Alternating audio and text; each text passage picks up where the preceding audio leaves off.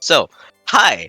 Um, yeah, that's a great intro. But yeah, hi. Welcome to, as you say, off season. Most likely off season for season 3. But that's soon. But I'm here with time. Hi, it's great to be here. I'm so excited to be watching these matches. Yeah.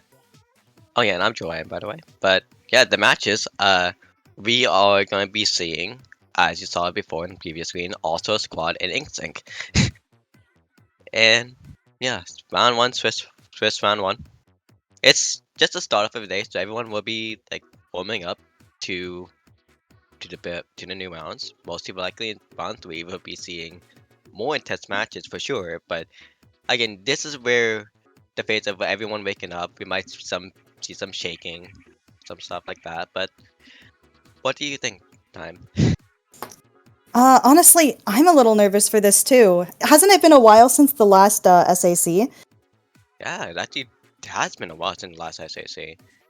And actually, since you say about that, also Squad got 6 in Season 2, and Ace got tied 7 in Season 2 as well.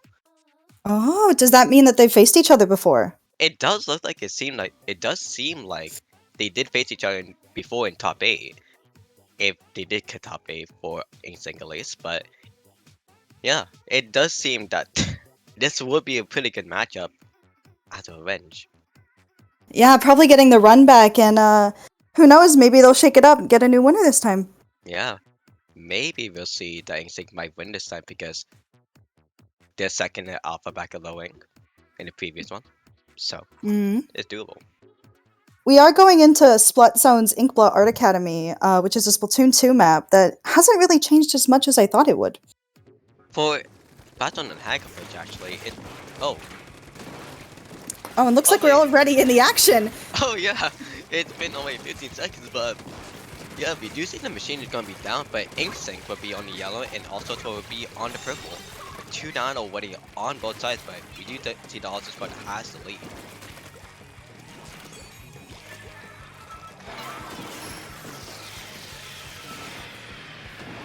With that killer coming out on the side of Ultra Squad, we do see that for Ink Sync, they seem like they're pretty much capped right now.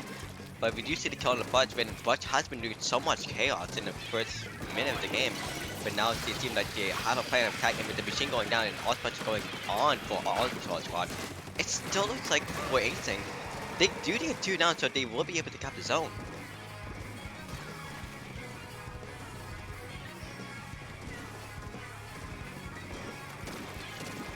Time. And with all the players right now, and with Instinct actually going for the lead now with 2 down, with 2 above the players, what do you think would be Ultra Squad's next plan of attack? Wow, yeah. And it looks like they'll be able to keep control with the tri-stringer on All-Star Squad going down. Yeah, with all, yeah. And it looks like Inkstick is popping specials, which means they might be able to push back into zone. But it looks like even though it's a 1v2 situation, oh, and a wipeout on the side of Inkstick. It was a wipe up with the trade from Jugo as actually being with the sniper. But actually, we can see here as well with All-Star Squad, they seem like they're going for a more aggro heavy intent, and they're just going straight forward while for Instinct. They do have the more advantage of the back line. And again, with the back line advantage, It looks like I don't know if their tri-stringer is going to be able to cap that zone on their own. yeah, they wouldn't be able to do it on their own. And that would be Instinct's first point. Wow. What a very intense and quick first game. It, uh, it's not really quick. It's weird, but I think the timer for S3 with the ticker is actually more faster than in S2. So it feels like it's too quick, but it's not really that quick. But for Instinct though, they had a really good defense. So it's really good for them. And with the more aggro comp for as well for all sorts, right? It might not have been the best mode or the best pick to do it. Definitely. Especially with the Charger pushing up onto Plat. They couldn't really do much, especially because they had a really good position to keep an eye on everything going on. Yeah, that's why you know you need to find a way to sneak. And we did see as well in the end for Ultra Squad, they did kind of panic a little bit. We saw a little bit too that they were waiting for specials to push in. So They that popped their specials, but it didn't really do too much for them. Okay, but it's downfall because they panicked. But for Touch Control Hagfish though, it seems like then all aggro comp would be better, but still, eyes on the sniper, because they would be having a lot of good positioning in this map. Definitely, especially with the canopy on right, being able to see the tower in the entirety of mid. I feel like Hagglefish is one of those maps where it's kind of like Humpback Bump Track in Splatoon 2, where it feels like anything could happen at any time. Oh yeah, definitely does seem like that. But as well, like for all such what do you think they should do then? Should they go with more of a midline comp? Like should they change to something like a pro? Or should they keep the machine? I feel like Machine is just such a strong pick right now in the early meta of Splatoon that you shouldn't really change it because it's like a blaster, and a slosher. It's crazy. Okay, actually, for you, just remind me, should they have a blaster in this? That actually might make a lot more sense. And that actually might be having more battle with the Charger to actually get them back. Because it seems as well, because with Instinct, they had the Slayers, but again, just for the defense. That blast, if they get the blaster and kill off the Charger, they can't really push that much if they have two down. Yeah, blasters tend to be really good on Hagglefish because you could camp right under their canopy, get the charger out, clear off tower, especially range blaster on this map. I've seen a lot of people have a lot of success with. It would be funny if they had a Clash too. Oh my god, Clash Blaster? Jesus. Yes, Clash Blaster. But, okay. We do see from Ultra Squad that they are going to be going with an Splash Shot, Sloshing Machine, Trusting, and a Slosher. So double Slosher comp. Well, for Async, we're going to be seeing more or less the same comp. Wow. Yeah, the Tri-Stringer, I don't know how well it worked last match, but they're already one down as well, with InkSync already pushing the tower up. With Instinct actually pushing the tower up and actually two down on the side of Ultra Squad already. With the Charger actually on position on the tower. And again, just saying with the same with the Splash. They're already in a really good spot. I mean, especially coming out from Chile. They're already in a really good position to push up even more, but with Yeah, Splash are actually pulling out. Yeah. They're super aggressive, especially with that Ink Vac blocking the Zuka. They're going to be able to push the tower even more, probably up to the next checkpoint. How far of the checkpoint do you think? Well, they'll probably get to it. I don't know if they'll get past it, though, seeing how everyone's right next to the tower. And they are equal. Oh, never mind. InkSync has two down, so that means that All-Star Squad might be able to push this tower back to mid. Yeah, with the mid. Look at the Pinkachol, actually. What was that Pinkachol? Anything just went full. Oh, that was a good cancer jump on the side of All-Star Squad. Yeah, it looks like All-Star Squad is going to be able to get some points on the board here. And popping the Ink Strike, which can be very good, especially for cover. Yeah, and with that cover, actually does give them the lead to go to first checkpoint. But again, the special coordination as well for Detroit is now the snipe on the Zuka. The time of Zuka was really good, but it actually gave two shots, but actually was more of a painting Zuka instead. But we see that for Detroit, they made it up to 55, but that was only and InkSync pops all their specials, and they can get them out of there. So it means that All-Star Squad's not going to be able to get the lead here. But it is a bit early in the game, so they could definitely push back. That's two down for each side actually now, and three on the side of Three down. Yeah. So yeah, so All-Star Squad's going to get another push here. Ooh, and canceling the jump. Delayed wipe as well. So that means they will have a pretty good advantage to go to the third checkpoint now. But again, we see the All-Star Squad is actually changing up the strategy and actually able to go aggro this time while they were being patient. Pushing up into their court just like earlier in the match what InkSync was doing, and it looks like that's actually going to net them the lead. Yeah, I mean, you see the trigger in the machine actually 1v1ing right now, but it looks like it's just two machines now. The machine 1v1 is definitely the winner is the one on the high ground, and it looks like the other machine did go down. Yeah, with the machine going down again, it's time for Instinct to push back and go for more of the aggro pain instead. They are equal in numbers right now. Oh, one went down on the side of All-Star Squad, so it looks like InkSync might be able to get some more points here and push back up. Yeah, but due to Tra actually sneaking away onto the Tri-Stinger and also by getting killed by the Bioshot actually, so it was a good attempt to make a slay, but Ooh! Crimson with the double, and they're going to be able to push that splash all the way back into their flat. That was a great RNG pick from Crimson too, making that triple, making that quad. Let's see if it goes for 6 or even 5. You know, honestly, I thought you could only get up to quads in this game. This is just a kill streak right here for Crimson, but otherwise than that, for All-Star Squad, they made up to the third checkpoint now. They just can't kill this shot in their base. And down they go, and with the Zuka, boom, finally going down. But this means that All-Star Squad push is living. Yeah, also during that same time, we did see that, yeah, they were alive this whole time, but also Squad made it to 27, and Jimmy was the only one to actually defend and actually make Ultra Squad back away. Maybe they will actually wait for Gritter to die to actually move up. Oh wow. You know, maybe that is the case, but because I definitely think that they could have knocked it out there. But that doesn't mean that their momentum is dead by any means. They're pushing up right again. Oh yeah, they have again. This is what I was saying earlier about the little shakeup. That was for round 1, but now it looks like Ultra Squad is actually awake, and they are playing hard. Oh, Oh, nice shot with the tri-stringer.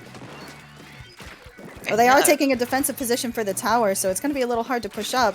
They have the lead, so all they need to do is defend for the next 10 seconds. yeah. With the defensive 10 seconds, you don't really need to get on tower for the side of Ultra Squad unless you just want to. Yeah, you don't need to get tower at all, actually. Here comes the specials, and they can't take it back. The second game goes to All-Star Squad, so we'll be going to game 3. Yeah. Again, all the patience that both teams had was really good during the whole game. But Crimson though was popping off, and that's what actually made Ultra Squad make it all the way to the 27 mark. It's insane. Yeah. Crimson honestly popped off right in the middle there, getting what, 5 kills before going down? 6 maybe? 6. It was 6, and it was insane. But yeah, now we can see the defensiveness of InkSync and the aggressiveness of Also Squad. This is to equilibrium, that word? Equilibrium. Yes, that word. It's Clampets on Makeamore. Clam Blitz is definitely a map and mode where it's all about the defense. Because if you can break through the enemy's defense, have maybe 1 power clam and a few small clams, throw them in, you get a lead, defend for the rest of the match. Clam Blitz is one of those modes where you either knock it out or you go all the way to time. Oh yeah, definitely. But remember this. Well, 2 facts that changed from S2 to S3. You have to have 8 clams now to make a ball, and clams are grouped by 3 instead of 4 this time. So you really need to strategize on who to get the clams. But wait, actually, otherwise, the clam positioning of where they spawn to would be another thought. But I think it's the same positioning as in S2, so everyone wouldn't be able to know where the positioning is. But again, like you said, it's all based on defense, and that's where more InkSync would lead on that. But the aggressiveness of it getting the sneak, though, would be for Also Squad. We might be seeing the Brush again this time, not the double slosher. Brush is definitely a really strong pick for Clam Blitz. I've seen tons of Brushes just run in, pick up clams, run back with the power clam, and steal all the enemy's clams. And if you don't have clams, you can't make a proper push. You know what would be crazy? What's up? A quad ball. Oh my god, 4 balls going in. That would be insane. That would be insane, but actually it might be doable for one of these teams. Because, again, patience would be another option that you need to do. So, Definitely. Hagglefish was such a back and forth, so I'm really excited to see how Macomart plays out, especially with Clam Blitz. oh yeah, and also let's see if anyone has Link Resist. Please have Link Resist. Wait. A Hold blaster. up. A blaster. Lots of shot. stealth jump, respawn. Oh, Wow, oh out my they God. come. Yep. Okay, so Also Oh, Squad 2 early has picks. Jesus Christ. Okay, Also Squad is having 2 down away. The splash and the shot. That's 2 slayers are going gone. Splash machine already gone, and the blaster is actually backing up already. So Yeah, and man, looks like they got picked, and ooh, All-Star Squad takes the first point, so we're definitely not going to tie. oh yeah. Wait, actually. Never mind, that why I said only wasn't actually about InkSync, but the Blaster actually did pretty good shots, but all InkSync actually having the advantage now with the 2 shot. Okay, this comp is actually interesting, honestly. The bubbler definitely, and the crab were for pressure. Oh, but the crab goes down while grabbing the basket. And it looks like InkSync takes the lead. InkSync Nice does take the defense. lead. The good defense from Also Squad, but InkSync actually does crickling in with a little bit of clams every so often, which is actually really good because Oh, it and the delays jump clam with the faster. power. And a wipeout. This might be a knockout, Jordan. This might be a knockout, but it's all depending on how they find clams. They have to keep it open. Oh, and they are. But they only have 3, so they're gonna have to wait for more to spawn on the map. Well, if you see up behind, there is actually clam respawn, and wow, Oh, okay. wow. Uh, And that's Clam Blitz for you. yeah, that's clams, but yeah, there's nothing else you could say. That's not really anything with patience, but it was patience actually. But also squad, I feel like they should have took out the bush. I really thought they would take out the bush in that. I feel like Blaster is definitely a stronger fit for Mako because if you run up, pop a bubble, they can't really do much against you, especially if you're on one of the ramps. Oh yeah, that was Ink's perfect. That was Ink's big strategy, and that worked out really well. They farmed so much on kills, and they took the win because of that. It was actually really impressive. I It was. I enjoyed the shakeup. I really wasn't seeing the Blaster coming, but when I think about it as a bubbler, bubblers just work so well in so many scenarios. Yeah, Bubbler is basically the better beacon at this point. So because of the shield, it really worked out really well. So it does make sense. But that would be round one then. All right, and the set goes to InkSync. Hmm? Instant 2-1, and that'll be if for now. Well, it was a very fast final game, so we might have to wait a little bit for our next set to come in. Yeah, there is gonna be a little bit of time, but wow, that clam-based game though is still I'm shocked it actually was so fast, considering All Star Squad actually got the first push. But because of that first push, InkSync could grab the power clam, jump to the basket, and just keep it open as they got another wipeout yeah. right at their spawn. Yeah, that wipeout honestly was a big surprising factor too. Yeah, honestly, because we saw that aggressive for Ultra Squad last game, but I guess they got too overwhelmed when they got into the base. Yeah, But and that's really the killer on Mako Mart. oh yeah, that is definitely the killer.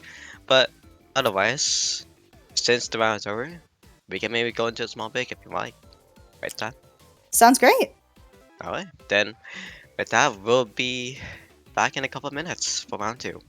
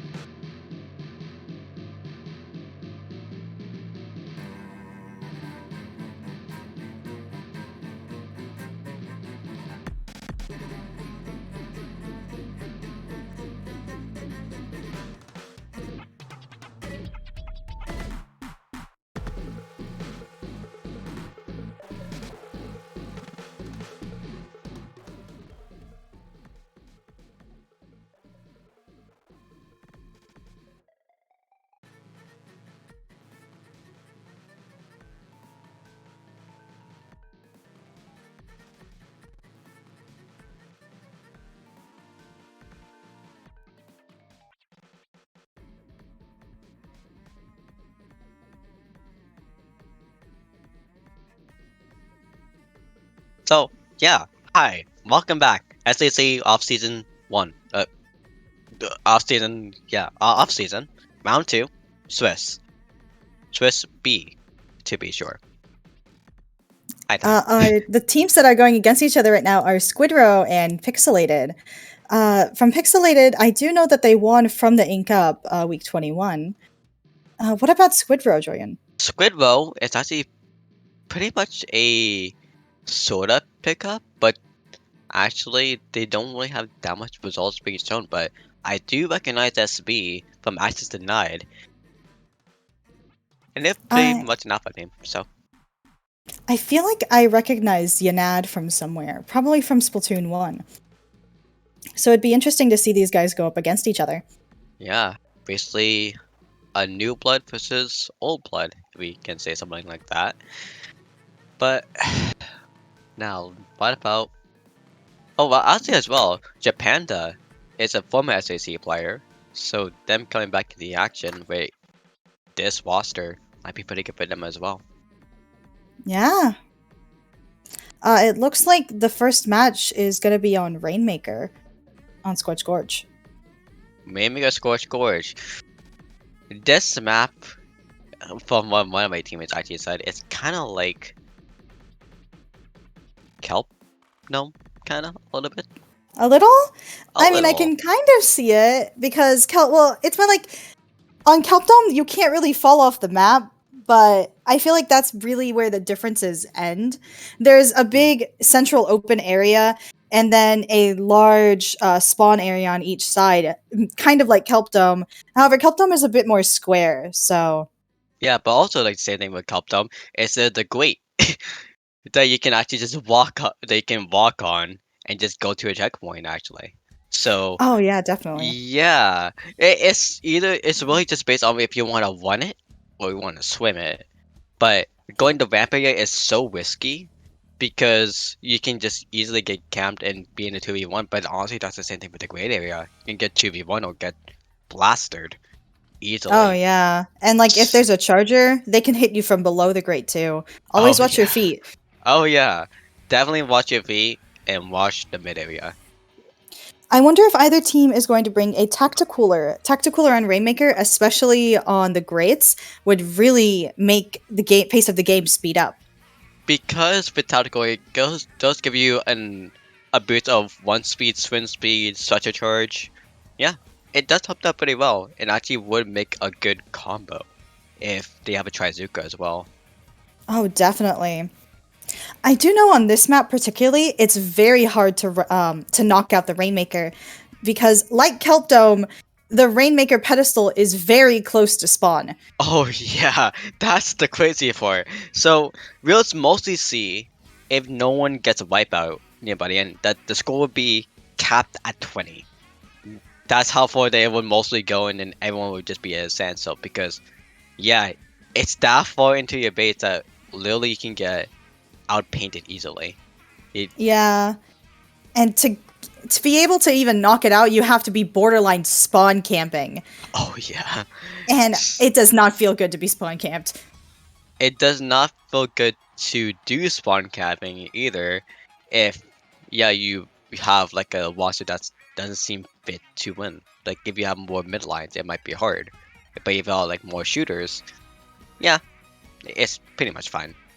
I do know if you go up around the left side of the base, there is this long piece of ground where you could definitely have a midliner just spawn camping the enemy team.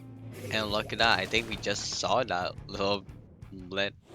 Yeah, we do see a little spot right there actually. You can just stay there and camp if you do that, but it looks like for all of these comps, again, the only comp that actually does have that potential would actually be Squid Row because you do have the snipe and the triple shooter, and most likely they all have object shred, so that would be really good for them to push forward if they can. Ooh, the Octobrush got a good pick in mid. Zipcaster especially is really good on this map. With Octobrush, if you try to go up the grate, it can definitely snipe you really quickly. And speaking of which, Octobrush just gets a double and takes out the Rainmaker push on Pixelated side. Yeah, again, before they got basically got 3 down as well, and actually the Bush was the only one alive, so it made it go to standstill because again, no one got mid. Yeah, it is a fight for mid right now, but the Zuka on the side of Squidrow does go down. Oh, So it looks like Pixelated is getting a bit of momentum, and Junkie is pushing up the ramp with the brush. Oh, but they yeah, tried to run grates. running grace without one speed is pretty bad, or even without tackle is pretty bad. But as well, that Oh, that and Waybreaker was sad. the splash sharking there, killing the Rainmaker, definitely stopped a strong push on Squidrow's side. Yeah, and actually that was with the DS as well, and that's actually one of the long ranges. Or even that's the advantage that Pictory actually does have in this map. The range of a shooter, which is the DS. Well, for Squidward, they only have the range of the sniper. And still credit to SB, he's really good at sniper, but still, in this kind of mode, you would want to go more Slayer heavy. And so having Pixelating and having that comp would be way better right now. Definitely. Looks like the vac by the Rainmaker isn't going to do too much for them. But I wonder if they're going to run ramp or grates this time. That was called a distraction. Oh my! Oh, and the Zipcaster coming out from Pixelated. Yeah, and also that was a crab capitulate as well.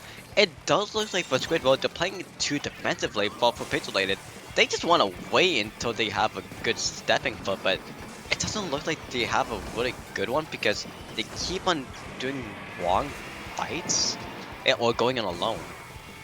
Yeah, definitely. And oh, Pixelated able to get the first checkpoint off the grates. That range that you were talking about earlier definitely got Squidrow out in the end, even though they had Azuka. Yeah, also at the same time, that jump of Pixelated though, that was really cool. Definitely. Oh, and looks like Junkie gets a pick on right with the brush trying to come up the ramp. Again, for Pixelated, right now they're playing the defensive game. They don't want to really push it forward because they got first checkpoint. And honestly, in this map, that seems like that's all you really need if you want to just do a standstill now.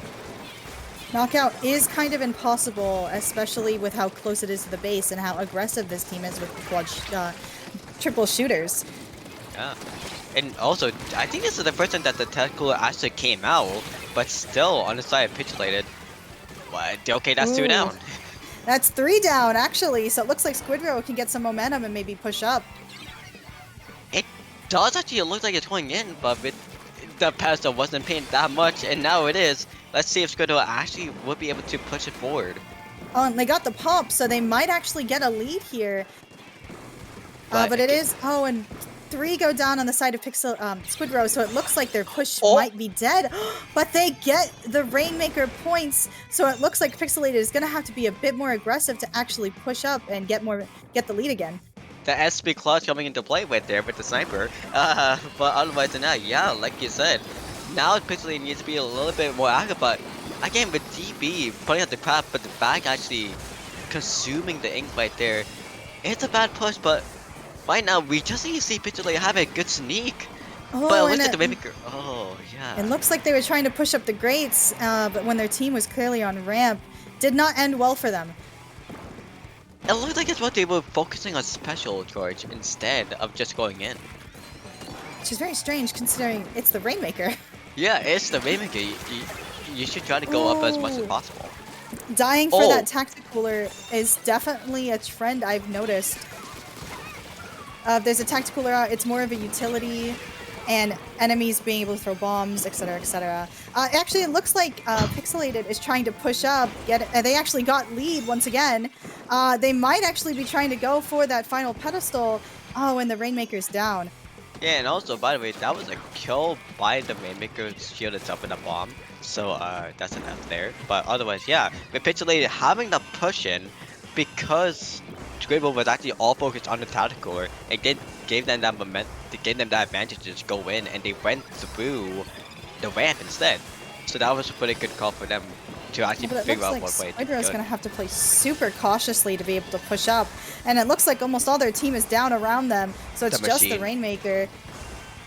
The eye is on the machine right now, honestly. The machine is watching this Rainmaker. Ooh, and they missed the kill. It was so close. Oh, they're pushing up. Oh, and the brush was sharking. It looks like Junkie gets a kill on that Rainmaker and ends Squidrow's push, so their game 1 goes to Pixelated. Junkie has done so much for like actually being a Waymaker stopper. It was really good, but at the same time, Ninja Squid. This is the advantage of a Ninja Squid Blush. You have to be there. Definitely. Brush is super prominent, especially in the early meta, alongside with Sloshing Machine. Ninja Squid Brush, Zipcaster, able to push you up to snipe. I didn't really see that much zip casting as much as just really key picks for Junkie though. Yeah, it mostly looked like for Junkie, they were more of the shark. While again, at the same time, both teams were playing way so much defensive. So there's not really much you can say on that. It was just more defense than anything. Definitely missing a lot of aggro. Mid was definitely back and forth between the two teams. One team would get 3 down, the other team would get 3 down. Rainmaker went to around 40 at the end, but for most of the match they were hovering around 60, which is just past the first checkpoint. Yep, 63 and 60. Wait, is it like 63 and 62? I think. I think it's 62, 63 for Scorch Gorge. That's honestly that's weird. Why shouldn't it be just 50? Maybe not to trigger last ditch effort. True. I've noticed there are quite a few checkpoints that are like 51, 52, and it makes sense to not trigger last ditch effort. Rainmaker has definitely been fixed from past modes where you could just get a wipeout and push up. Yeah, and also it has been fixed. Yes, I think it was 2 days ago actually because of that bug. So. Oh yeah, imagine for a moment if that could have happened here. That would be very sad. That would be really funny as well. Because if that bug actually happened, everyone would be shocked. But yeah, again, and I don't think a replays would be necessary and take up a lot of time. yeah, but again, because of these two teams being so defensive, even though if that bug actually did happen, it's Spaz Zones of Wahoo. Splat Zones on Wafu is definitely one of the maps of all time. I've known a lot of people are upset that this map was actually brought back from Splatoon 2, but I don't actually think it's that bad. The zone is a circle. That's all we need to say. The zone is a circle. Yeah, it reminds me of Salmon Run, doesn't it? It reminds me of also. But yeah, Yeah, otherwise. so true. Honestly, for this, I expect to see Junkie back on that Octobrush. Oh, and there it is. Oh yeah, but and we actually do see a pro coming in this time as well, and Ooh, a an junior coming Eater and a out. junior. Bubbler is actually pretty effective because this zone is circular, and if you can pop that Bubbler in the middle of zone, you're protecting a small area, and that could get your team the lead. The thing is, it's better to do the bubbler nearby the timer instead of straight up in the middle, actually, because of that ledge area, the Eater will have so much advantage in there. Definitely. And it looks like it's an early 2 down on Pixelated side, so Squidrow is going to be able to keep that zone. Oh wait, also, actually think about it, doesn't Pixelated have... Pixelated has less bombs actually than Squidbow.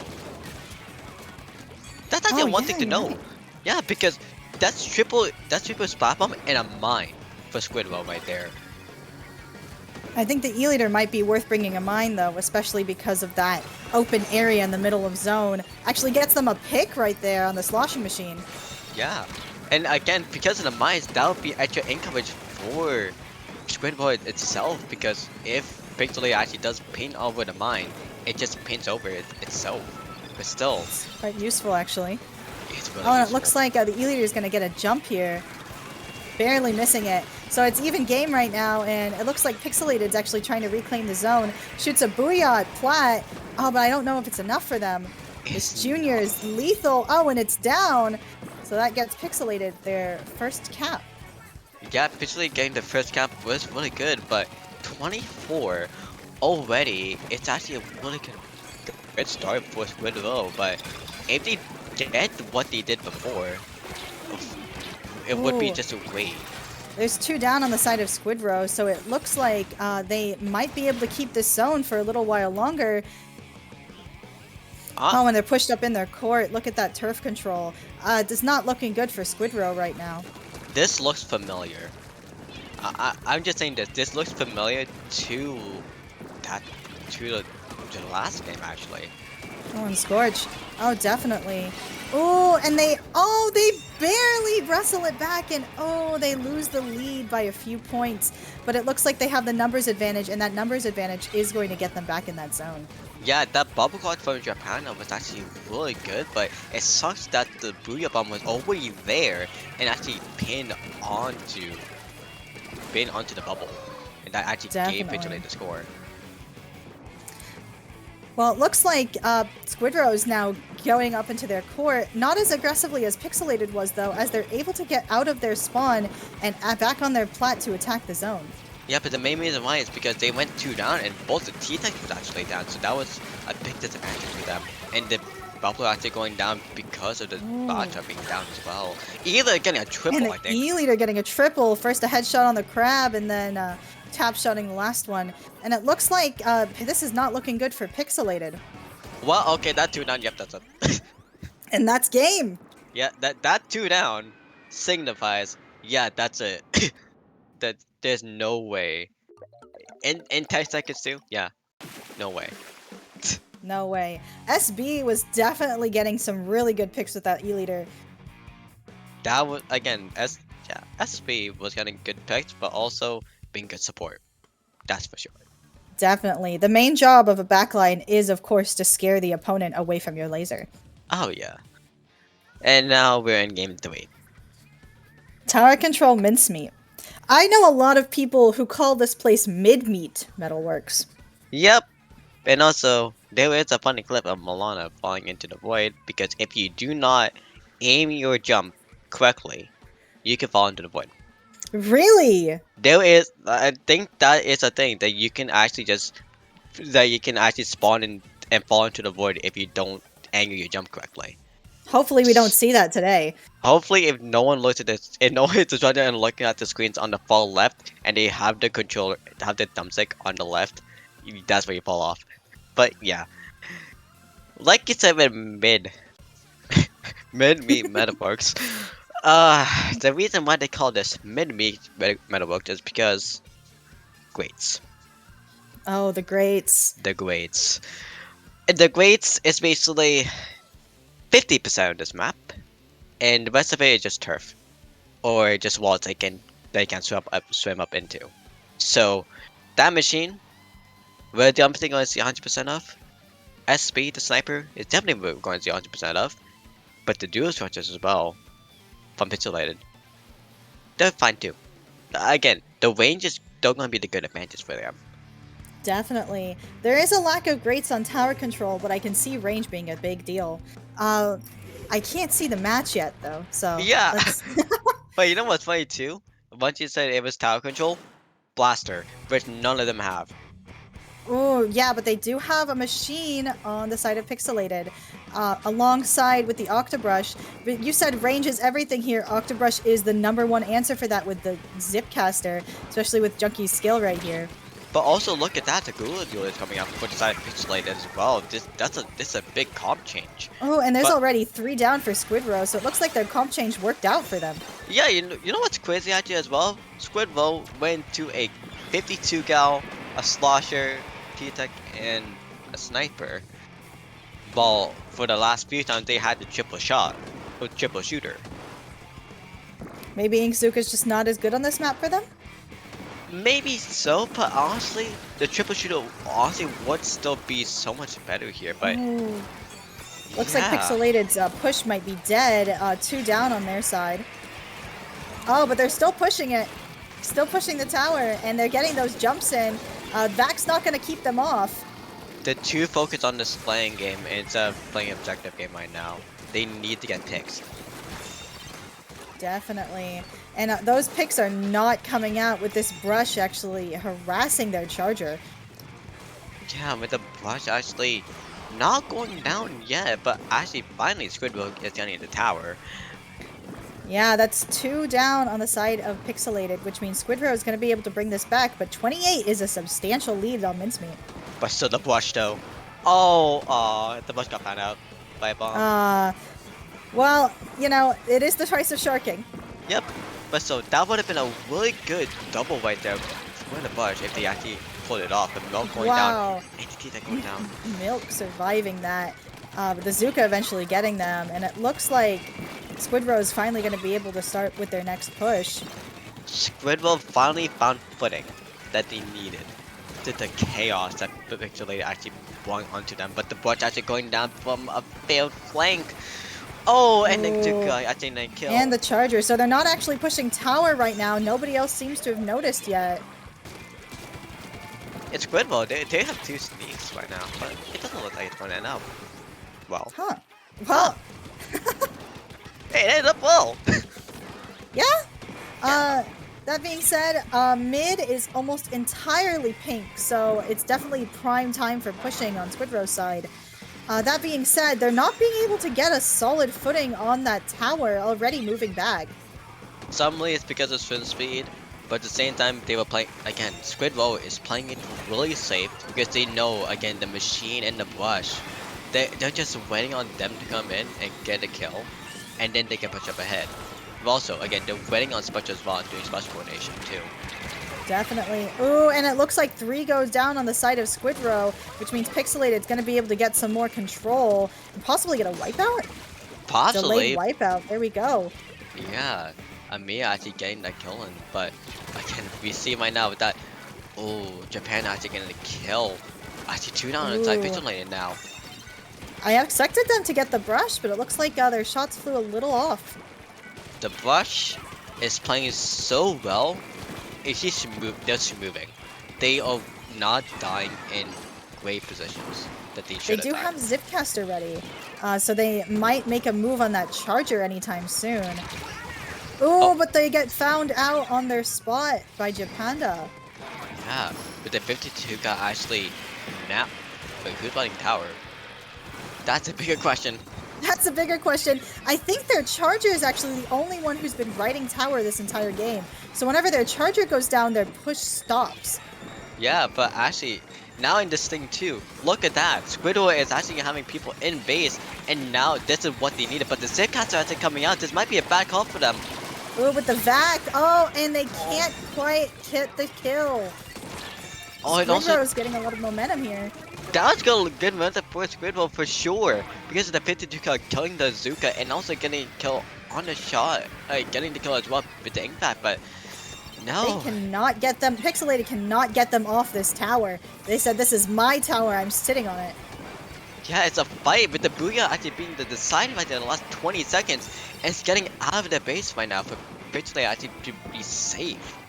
It looks like they're getting back mid control. Junkie getting a prime pick on the Slosher in mid. Ooh, and that Gluga taking care of that Charger, their biggest threat right here. Yeah, 5 seconds. That's it. It's Japanda riding tower solo, and it doesn't work out for them as Pixelated takes the set. Pixelated has played objective really great here. For Squidrow, it seemed like they were trying to go off to be a full-on Slayer and have one just stay on objective instead of just having one hit dangle on objective. They just want to go and full kill. Definitely, and That was the downfall. especially because the Charger kept getting picked off tower and nobody was going back and riding it through. Yeah. I feel like definitely they would have probably gotten the lead if not for the tower resetting constantly. Yeah. This is the matter of objective over kill sometimes, but yeah. Pixelated winning 2-1 over Squidrow. This is the crazy thing too. Another top 16 alphabetical lowering team winning on stream in the game 3. Yeah. Wow. I feel like I'm having a bit of deja vu right now. It definitely does look like it, but still, these matches are really good so far, and also showing again the advantages of new blood. Very intense. Honestly, very exciting to watch. That last match, I just felt like there was some kind of breakdown in communication. Oh yeah, definitely, and also a miscommunication in picks up weapons as well. Definitely. All right, and we should be getting our next match soon. Wipeout hey. Punks versus Delicious Nuggets. Well, okay, we're playing this out already. So, Wipeout Punks and Delicious Nuggets, both the winners of Lowing before in the past. Viper Punks has popped off ever since they won there in Delicious Nuggets. They've been around, but I feel like we didn't see that much of them yet. I maybe they've been playing in some SOSs, but more or less we've seen more Viper Punks for sure. And also, Stan actually did play an invitational before a couple weeks ago. So shouts to that. Ooh, exciting to see. On the other side, Delicious Nuggets actually got top 12 in Paddling Pool and Trident Cup. Okay, so that's more recent tournaments. Yeah, Definitely. So it's gonna be fun to see another new blood versus old blood, huh? actually, this is a funny thing. It's this is not new blood versus old blood. These two are old blood, but this is just Ooh. mostly who's more fresh. And it does look like from the results, the Delicious Nuggets will be the more fresher one. But Well, again, we'll have Viper, to find out, right? yeah, same time, look at the roster difference of 5 to 6, so one extra player to Viper Punks could make a big Yeah, difference. But I'm especially with their comps. Do you have any idea what they might be running? okay. So if it's Yovi, Stan, Win, and John, Spelling Junior, Splash, and something else. I forgot. What about Delicious Nuggets? If you think Honestly, about, I have never seen any of these players. I'm kind of new to this whole competitive scene, so it's going to be very excited to see a team with such a fun name compete here. then for the Delicious Nuggets, let's say Shot, Splash, Machine, E-Leader. Oh, just picking the meta, huh? Well, let's just say because honestly, I think that's what they did in S2 when they won. They had that kind of comp. So let's see if it might be that again, or they might be running double shot. Who knows? But yeah, Definitely. maybe. Let's see the map pool. Hey, look at Ooh, that. Rainmaker Eeltail. Oh my gosh, Blastzones were going back there in game 3. Well, you never know, it might not even get there, but these Yeah, last few games have been very intense, so I wouldn't count on it. yeah. Also, yeah, and also because we never said this out, this is a best of 3 Swiss, not play all 3. Because after this, because after the Switch stage, it's going to top cut. So yeah, This is exciting. this is exciting and also makes things quick.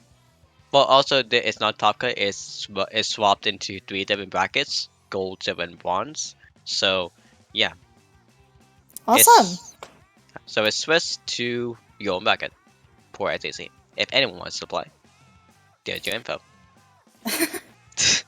For Rainmaker Eeltail, what kind of strategies do you usually run here, and what do you expect to see? Raymond Ito, there is a sponge for the other team, but most likely, if anyone has a range like a sniper or even a splatling, have fun trying to go through mid. The only way they can go through is a mid, or even on the bridge, but still have fun. Because you'll be mostly attacked to no will from the splatling, or even by a shooter itself if they just shirk there. This is just a back and forth match. What about your time? Honestly, for me, a lot of the decisions when it comes to Eeltail definitely comes down to, are you going to run the uninkable corridor, or are you going to go around to the ramp for that final checkpoint? Yeah, I'll say that makes a lot of sense. Like, it's better just to go for the more inkable path instead. Though if For you are pushing for points, that uninkable path is very tasty. oh yeah, the 8 is very tasty, but you have to have a lot of one speed. Definitely. Well, if Wipeout Punks is bringing a Splatling, like you said, that run speed's definitely going to help them. Probably don't even need to bring a Tacticooler. Yeah, but that's the thing. If they are going to be running a lot of one speed, unless that's if the spouting does pick up the Waymaker. But it might be actually someone else picking up the Waymaker, like maybe a junior or something. Definitely. I do know a lot of comps nowadays with Junior, they run Ninja Squid, so it might be better to actually run across than take the speed penalty. Ninja Squid is kind of meta at this point right now, so it's weird. And Ninja Squid is most likely the meta for now, for any aggressive weapons, like a junior or even a shot or even a zap. That's more that meta right now. We're in. So As somebody who runs Junior, I do have a lot of problems against Splatlings because they always cover all the turf. It's not the yeah. same with like E-leaders or Tri-Stringers or anything similar, where they have like a single point shot.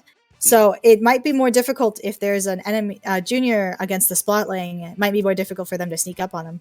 Yeah, but like you said, if they have Ninja Squid on, it would help out, but they need have a lot of swim speed to counteract from the Ninja Squid. But at the same time, why would you run Ninja Squid if you could just do double HM sub and LDE to play The bombs? bomb spam. Just play bombs. Definitely. I know that Splatoon 2 Junior was definitely known for bomb spam. Yep, and that was the favorite thing to do. But otherwise, let's see the match. So here's the match story. I hear the match starting. We- I don't see it though. Yeah, so there Oh, it there we is. go. So, okay, for the match right now, we do see from the side of White Fox, we do actually see an E-leader, no spelling this time. We do see a Squeezer, Splash Shot, and a 52 gal. But for the side of Delicious Nuggets, we do see a Splash, Junior, E-leader, and Slossing Machine. Definitely. And it looks like they're playing an even game right now, 3v3. Scrambling for mid control right here. Yeah, and also we can see right now from the Junior how much tech they have and how much Swim Speed and Ninja Squid they have. Actually, is They playing actually out well. don't have Ninja Squid, it looks like. So it looks like they're Oh. actually running a different build than what we were talking about. It does look like they're going to be the pickup instead, actually, if you think about it then. Oh, and it looks like Wipeout Punks gets a little bit of momentum taking out their charger, probably able to secure that first checkpoint. And they go for the ram, and that would be. And they go for the top ram actually for the first checkpoint as well, which is really good because that speed was huge. Definitely. And that E-leader took a risk, paid for it, but the splatter shot picked up on the slack, and they get the pop, so I wonder if they're going to keep running. That uninkable path is heavily defended right now. Yeah, it looks like heavily defensive, but again, that might be a way to make a reset actually instead. Yeah, it looks like Delicious Nuggets is planning on resetting that Delicious Rainmaker. But yeah, it looks like the Legend Knight is going to go for a crab instead, trying to make a grill on Viper Bunks, but it doesn't look like it's just running for paint instead. Oh, and their crab runs out just in time to get sniped by Stanzing Zuka. Oh, and looks like they're actually cleaning up mid, but it's still an even game with the charger pushing up on the ground. Wow, talk about a battle charger, but they pay for it by the 52. Wait a second, what's that? That was a really weird bubble. But maybe it Yeah. just might be because of John actually killing off the bubbler and actually getting the E-leader perfectly on time. Wow. Alright, looks like Wipeout Punks has mid control again, so they might do another push. Delicious Nuggets popping out Crab Ooh. and Booyah, getting sniped by the E-leader. Oh wait, that was the E-leader? Yeah, looks like it. Ooh, That- the E-leader gets another pick. Ooh! Looks like that's 2 down on the side of Delicious Nuggets, but they still can't get control. So the E-leader is actually popping off really good sneaky kills, and actually that crowd was definitely was traction for sure. Oh, that splash is popping off right now. Finally able to be killed by the 52, but this might give Delicious Nuggets the momentum they need. That charger's down, so Yeah, that they're splash going wall to, is definitely stopping them from getting the checkpoint. yeah, they were going the same way, but now because there's no Silent Viper Bike actually nearby the Rainmaker, or just waiting for that bird to push up, this might Oh, be and the they time. dropped, but oh, they might get it. Oh, and the Zuka shot actually stops them. Honestly, they all tried to go for the Rampage, but they might have been better for the Rainmaker to just go straight to the bottom. Yeah, honestly, the ramp was just so heavily defended, it might have been better. But then again, there was a Zuka on the other side waiting for them, no matter what path they would take. Yeah. So it just mostly just that was just a final decision just to go straight instead. Oh, looks like the Rainmaker's actually pushing up, barely able to dodge that Junior. That's a wipeout. Wipeout Punks gets a wipe out, so it looks like they might be able to dunk it here, and they do! And that's game 1 for Wipeout Punks. That was a really punky game, and also that was a Rainmaker bug right there. A Is that- Rainmaker bug? A Rainmaker bug because Vitamin Stance actually dunked the Rainmaker, it was inked, so there was no animation. It was just being stuck in ink. Oh my That god. just a little funny thing that still happens from S2 to S3. But otherwise, yeah, that wipeout from Wipeout Punks definitely was a really good sign for them, and actually a really good momentum for them as well. Super exciting to see, especially because you don't often see wipeouts, well, not wipeouts, but knockouts in Rainmaker as often as you think. Yeah, and definitely in S3, it's really less common because of checkpoint system. But yeah, Not only the that, checkpoint system, but the new spawn mechanics and how oh close many checkpoints are to the spawn. oh yeah, wait. But also at the same time, remember this is a new map, and it's really closed in. That's true. It is basically a long hallway, unlike Inkblot Art Academy Clan Blitz. Yeah, A plus all kind of clampets. The good thing now, there's no there is no block underneath nearby the basket, and like in S2. In S3, there is a ramp. I greatly appreciate this ramp because I have so much trouble jumping up on that little box that's still there on tower control.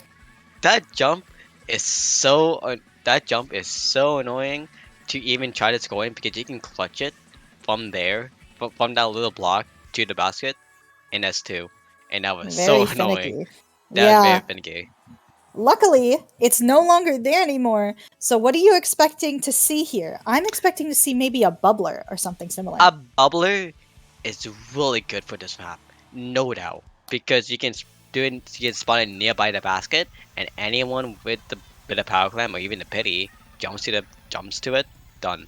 That's easily a clam score. So your call with the junior with the bubbler is really good. But honestly, for everything else, everyone might be wanting the same thing. Honestly, Right?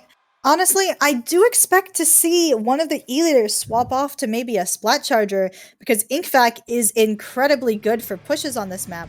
So I'm excited to see what's happening. the impact is really good, but at the same time, in E-leader, just an E-leader. You just snipe the whole map. Speaking of which, Wipeout Punk's actually bringing back the E-leader while Delicious Nuggets actually having that Splat Charger I was talking about. Both sides still bringing a junior for that bubbler. Yeah. Again, now, wait. The only difference is the splash on his slot machine. Right? Well, Yeah, those mirrored comps. Uh, yeah, That being said, a crab might be more useful than a Booyah Bomb in some situations, but a Booyah Bomb will clear out any bombs around the basket. Oh, and the charger goes down on the side of Delicious Nuggets, but Wipeout Pucks can't push up. It's just their Yeah. E-leader right now. Yeah, for the side of Viperbucks, for them, they looked like they went into it because we saw that Stan actually did pop a bullet, but with no one there. No one having a clam either. They were just all trying to secure mid. Mm-hmm. Looks like there might be a little lag going on here. I don't see this junior's paint. It's kind of scaring me. When the lag is funny. Splatoon 3 moments. Splatoon 3 moment. But Speaking yeah. of which, the 52 actually going through their court. John not able to get any picks, but able to disrupt Delicious Nuggets just a little bit. But they have a clam, and they might be ready to push 2 down on the side of Wipeout Punks. Yeah, but actually that was a good kill off the sniper earlier. With Tapio actually moving up. And actually it does look like with 3 down inside Delicious Nuggets, who has a clam? Right? Super aggressive charger spot, battle charger incoming, which means that they're going to have a ton of control in mid, and it looks like this might be a push. This is not a push because the reason they took too long. They got the kills, but they didn't have a clam to actually initiate it. But now they need to wait again for Delicious Nuggets to get at least 2 down for Viperbuck to get a sacrifice push again. Definitely. It does look like the E-leader actually gets a pick up on Delicious Nuggets court. So that means they're going to be able to push up and maybe dunk that clam. Vac's not going to stop that. The Bat's not going to stop that push, but what it's going to do is actually delay it a little bit. As we see that for my point, they are backing up a little bit, but we see the Sarge Machine and 52 trying their hardest to actually defend that middle point because that's how you do it. Wipeout Punks popping the bubbler next to the basket, which means they're going to be able to get a few extra points.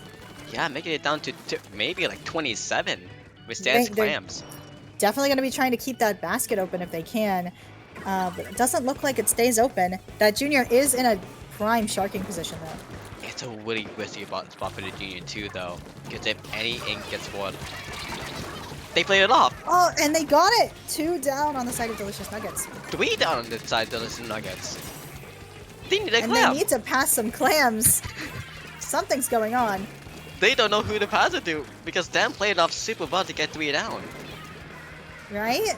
Oh, and It's it looks insane. like that push that could have resulted in more points is dead now that they're all back in their court. The clam basket is well defended. Yeah, and also with the Killer Whale actually pulling it out. We're just waiting for more scores. And a jump to the basket. They're actually popping that ink vac so they can get them out of there. But that They don't Junior is know. still sharking right next to the basket. I They don't know did. what he's doing there, but They they did don't know know. he's there. Oh, he's down. The plan there was actually just for Wipeout to get more clams and for Stans to be alive just in that sneak spot. If Stans waited for a little bit longer and they had jumps, that would have been it. That would have been the game. That would have definitely been a knockout. Clam Blitz, it's anyone's game, really. You could honestly get a wipeout and take them from 100 to 0. As we saw before. Of course. It looks like their mid is actually pretty contested right now, so it's a bit hard to see who's doing better right now. Actually, the moment that we see that who's going better right now is Wipeout having the momentum. Because they're having a lot of more coming up and just Delicious Nugget they're trying to play defense and focusing on the sneaks. Just painting everywhere at this point. Both sides are down though.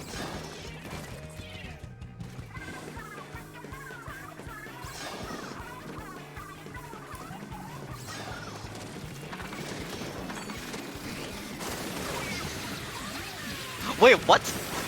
Wait, okay. How did that ball miss? Someone explain it. How did that ball actually miss from that score? I'm not actually sure how that ball missed. But they actually were able to score, get it down to 48 with 3 seconds left. They don't have a big clam, so they can't go in overtime, and looks like game 2 goes to Wipeout Punks. That game 2 going to Wipeout, GG's to them. They showed so much aggressiveness that they are definitely scary for the late match, but what? What was So that much ball? aggression. And yeah, look at turf control right now. So much.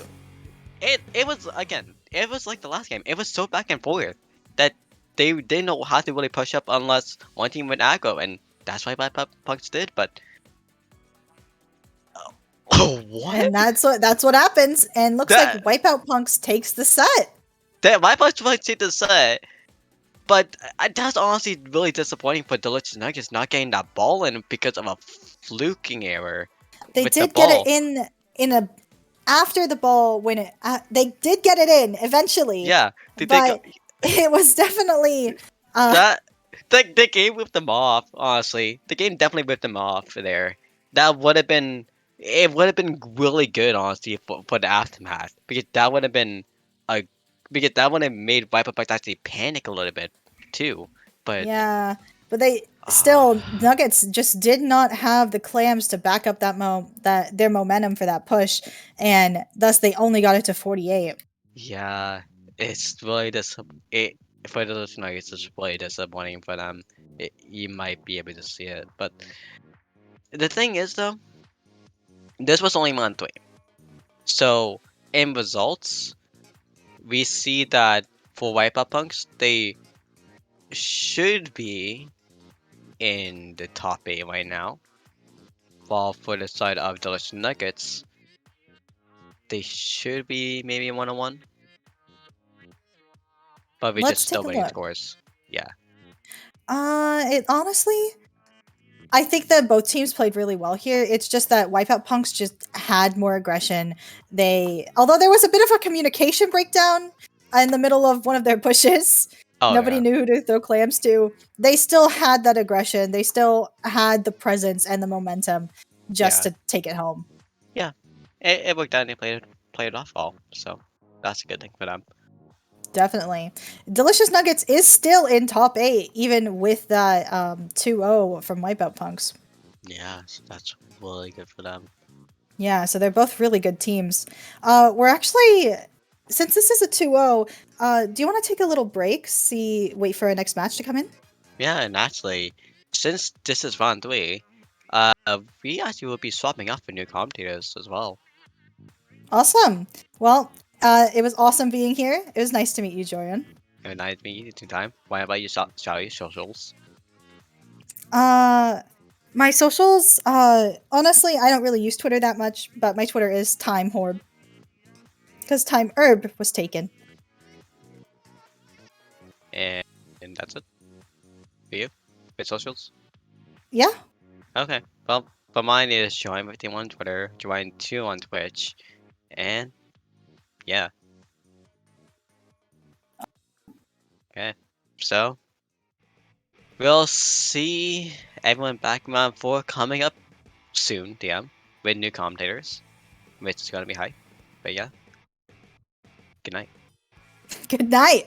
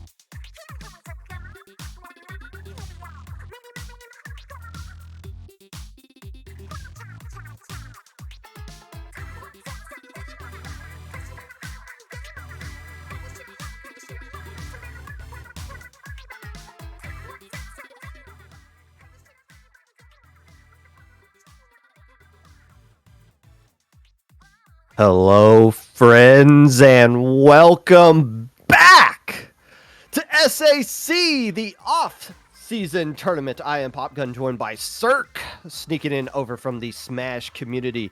You have made a very poor decision, and you will never regret it soon enough. Hey, but hey, you've done some commentary for Splatoon stuff before. What, just before we get into the set, initial thoughts on what you've been seeing? I just love Splatoon in general. You might say that it's a bad decision, but you know what? When it's a good game, maybe if it has a few flaws here and there when it comes to design, it doesn't matter because the nature of the game makes it exciting, makes it just a pleasure to observe and, of course, to commentate. So I do love being here. I don't have a lot of experience in this in the Splatoon community, the competitive scene, but I'm getting my hang of it, and I just love what these teams have already reached, because it's the Splatoon Advanced Circuit. So, the mid-level, the low levels that are starting to get that experience are starting to show in this kind of format. And, well, this is a very awkward set for you to be watching. Unlimited Woomy United, Low Ink champions back in 2021. I believe in October is when they did that. A little bit known for being slightly quirky with what they do. In Splatoon 2, they ran double roller comps. They were running Squiffer. I haven't seen what they've been doing specifically. I think they use bow at some points now, which is probably a weapon that will be used more in the future. But right now, they got to take on Eventide, Latios. Doesn't look like Brock is in. Instead, that is Spooky Rat and Inari and Jordan making their appearance as well. Latios, a very well-known T-Tech main in Splatoon 2, forced to use the Inkzuka this time around. Yeah, tower should be fun. Both teams are starting to find a good way to position themselves. The left side is currently covered by that E leader doing its best to just keep a bit of a control on the left side, trying to deter anybody who's trying to sneak by. But careful, that's a lot of pressure from the middle areas, and it only means that you have to regain your footing before that tower starts moving any further, despite the fact that both of them are really pushing when it comes to just getting that control. That middle center, that middle area is currently covered by Unlimited Woomy United. Yeah, Uwu's comp is just built around harassing Jordan's E-leader. Yeah. You got a lot of arcing weapons, you got missiles, you got Tetras, which are going to be constantly attacking. You saw the Tetras ultimately taking down Jordan a little bit earlier. That doesn't look like they passed the second checkpoint. But yeah, if Eventide, and they got a lot of experience with that at Eventide, if they can find a way to just get some map control and create space for their E-leader to do what they'd like to do, which is get some distance and get some splats, they're going to be just fine. But Uwu's going to be providing a lot of harassment. Yes. Very nice splat there on the Tetris. Especially with the stringer, right? You can hold those angles quite comfortably, even the middle with those explosive arrows, and you can see how Noth is just holding that middle, making it uncomfortable for Eventide to just push, to try to gain some footing, getting some splats right in the middle, and again, with that mist, just gaining ever so more control as that tower keeps on pushing. That checkpoint is just about to get broken, and the hold still remains from Uwu. Yeah, Noth being one of the few players actually trying to grind the new weapon of Stringer. It probably does have potential. We just don't have a lot of people willing to pick it up right now, especially for competitive, with it being a brand new weapon from 2 to 3. But Noth has been using it. I saw them using it in Splat a Little 6, be very effective with it there about a month ago. You can see them being really good with it right now. But Spooky Rat trying to do enough here to shut down this push. Eventually Duke is the main advantage for Eventide. So they got something to work with here, unless they don't.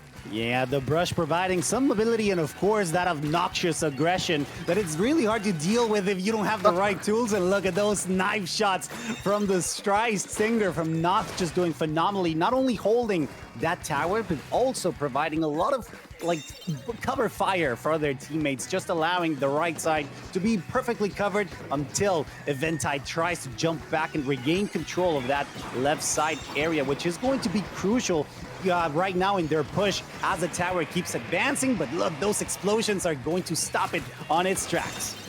Eventide trying to get running there before they even got established. You got your E-leader on the tower, but all three of your Slayer players nowhere near the front of the tower, so not an ideal situation, and they get punished for it pretty severely. Yeah, Unlimited Wumi United still holding that advantage. The checkpoint is slowly trickling down. It's about to get broken, and that means that the tower is allowed to keep advancing. Careful, don't want to get sniped. Instead, Woomba tries to get a splat, and he gets it. That sloshing machine can be quite deadly at short ranges, but even more if you let her run rampant.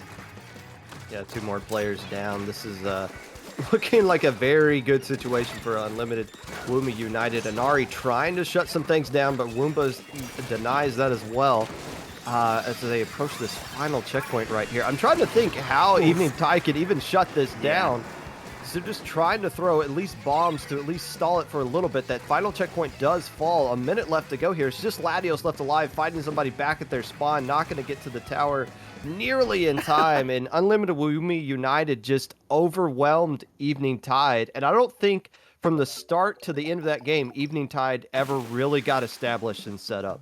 Yeah, I have to agree with you with the fact that Uwu was just holding that ground, holding the middle, and of course the flanks, which are very important in the Undertow spillway in order to ensure comfortable mobility, was just so hard to deal with. As you mentioned, Popgun, just Eventide just struggling a little bit when it came to finding a good path or a good setup for them to stop Unlimited Wumi United's aggression, which was very on point and allowed them to get this first game out of the 3 that we can find in this set.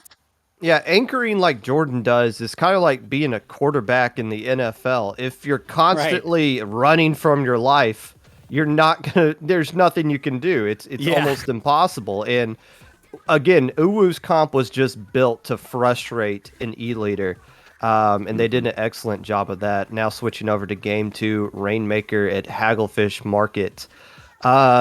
I wonder with Uwu if we're going to see some sort of comp change. You can't really predict what they're going to do. Yeah. And that makes it so frustrating to play against them, because it's almost just like you got to forget. Okay, just forget about what they're going to do. Let's just try to do our play style and play to the best that we can, and not really focus on what we think is going to be coming at us. But really, with a team like this, with Evening Tide, I think it just comes down to, can Latios start popping off like we know that player is capable of doing? Has been using that splatter shot, I'm assuming, all the way back since Splatoon 1. Has been very effective with that weapon in general. I guess it's just a question of, if your E-leader gets set up and they start dictating where Uwu needs to go. They need to respect the range of the E-leader and respect the presence of it. Then they can start being funneled into an area where Latios and Spooky Rat can start kind of collapsing on them. And Inari with that blaster. Inari, I believe they used to play for a team called Dark Sun in Splatoon 2. Used blaster back then as well. Can just find ways to chip damage, soften up the opponent. Like, you can see the pieces of Evening Tide can work together. It's just, you can't have one of your players completely canceled out like the E-leader was in that last game. Definitely, and you got to take into consideration how Unlimited Wumi United, they've got great records when it comes to their placings, getting second in the last SAC, the SAC, and 7th in the last season. So you know that despite of whatever they might bring, they are gonna try to keep their play style at the same style. You know, not still bringing that tri-stinger. There's a bit of a use of this Duali Squelcher, so you know that the team composition didn't change much, but I think it's great adaptation in this map in which rotations mean a lot, and especially for Eventide, they didn't really change a lot on their toolkits. They just think that, okay, as you mentioned, Popgun, very accurately so, they'll be like, okay, you know what, let's just play for what we're good at and try to get our plan started. But look, the crab is just a certain dominance right from the beginning, and it's a lot of control from Unlimited Wumi United, already breaking the first checkpoint with the Rainmaker. And what's scary about this situation right here, they can pop it, grab it, and then instead of going up the ramp, they can try to jump and get a crazy amount of points off of that. Looks like Noth is going to be hovering around the Rainmaker, just waiting for the right chance to pick it up. But Spooky Rat's in a great position, and it has to be their last player left alive. Wow, the Rainmaker got reset. That is a delayed wipe, but that was just one player just slowing everything down. But is everybody going to respond back in time to stop this jump that we know is coming? And it's not. They do land the jump, and they are dangerously close to just putting this game away right now. Yeah, again, a lot of pressure with that Craft 2 already down, so you know that Woo is going to keep on pushing. The barrier is about to break, and the platform is once again destroyed by the Rainmaker. Once again, Woo with a complete dominance in this game. Another knockout for Team Blue, and that is going to be it. A clean 2-0 from Team Unlimited Woomy United, excuse me. You know, that's a... I would assume Uwu is one of the teams favored to win this tournament. I saw Delicious Nuggets a little bit earlier, but actually I think they lost the Wipeout Punks on the stream. Yeah. But with what Uwu just did right there, that's Evening Tide, a newerish team made up of players that are very experienced in the game, but you know they're going to be behind synergy-wise from a team like Unlimited Women United that's been playing together for almost over a year now. For sure. But Uwu, I mean, you got a long way to go, and best of 3 Swiss is not the same as Top Cut at all, but they looked really strong that entire time against a team of very experienced players. So yeah, I'll be honest. I was not expecting that much of a curb stomp, but you can't call it anything other than that. Definitely, you could tell that at the levels of adaptation and of course the synergy that they have as a team. Ooh, felt really comfortable in game number 1. Let's remind them, our lovely viewers here. Remember, we're reading chat actively, so make sure to root for your favorite team. Tower Control was just a bit of an adaptation game for Ooh. You could tell that they were poking around trying to find where the cracks on their armor, on Eventide armor was. And I think for game number 2, they found it and they exploited exactly those pressure points that were pretty much weak points that they could just simply poke around and find a way, especially in the way that Rainmaker works. It allows you to just try to find wherever the weak link is, go through it and find the definitive resolve that Unlimited Woomy United needed to take this set in a very dominant fashion. You know, the people in chat are actually players for Uwu. Yeah. So they're with the term I used, idiots in chat, and that definitely applies to those jokers over there. So be it. We love you guys. Why are you guys even listening? Did you guys have the commentary up while the tournament or while the set was actually going on? They better be. Jeez. There we go. Regardless, saying not the best stringer in NA, is that a possibility? What do you think? Well, I mean, by proxy, probably. I guess I don't know.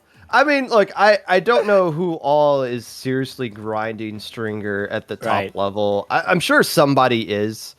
I mean, I got the reflex, but I'm not as good as him. Sure. That's not the same thing. That's not the same thing. That's a weapon that got nerfed. 10 more points to build up missiles. So you just got to fire one more shot, and it lasts 2 frames, and then you get missiles. Real nice nerf there. I need them. Oh no. Okay, so that was the end of round 4, at least from the stream perspective. We still got one more round of Swiss to go. And then there's 3 brackets, but we're only going to be focusing on the gold bracket. So that's going to be top 8. So there's 2 Swiss groups, so that means the top 4 teams from each bracket will be moving on.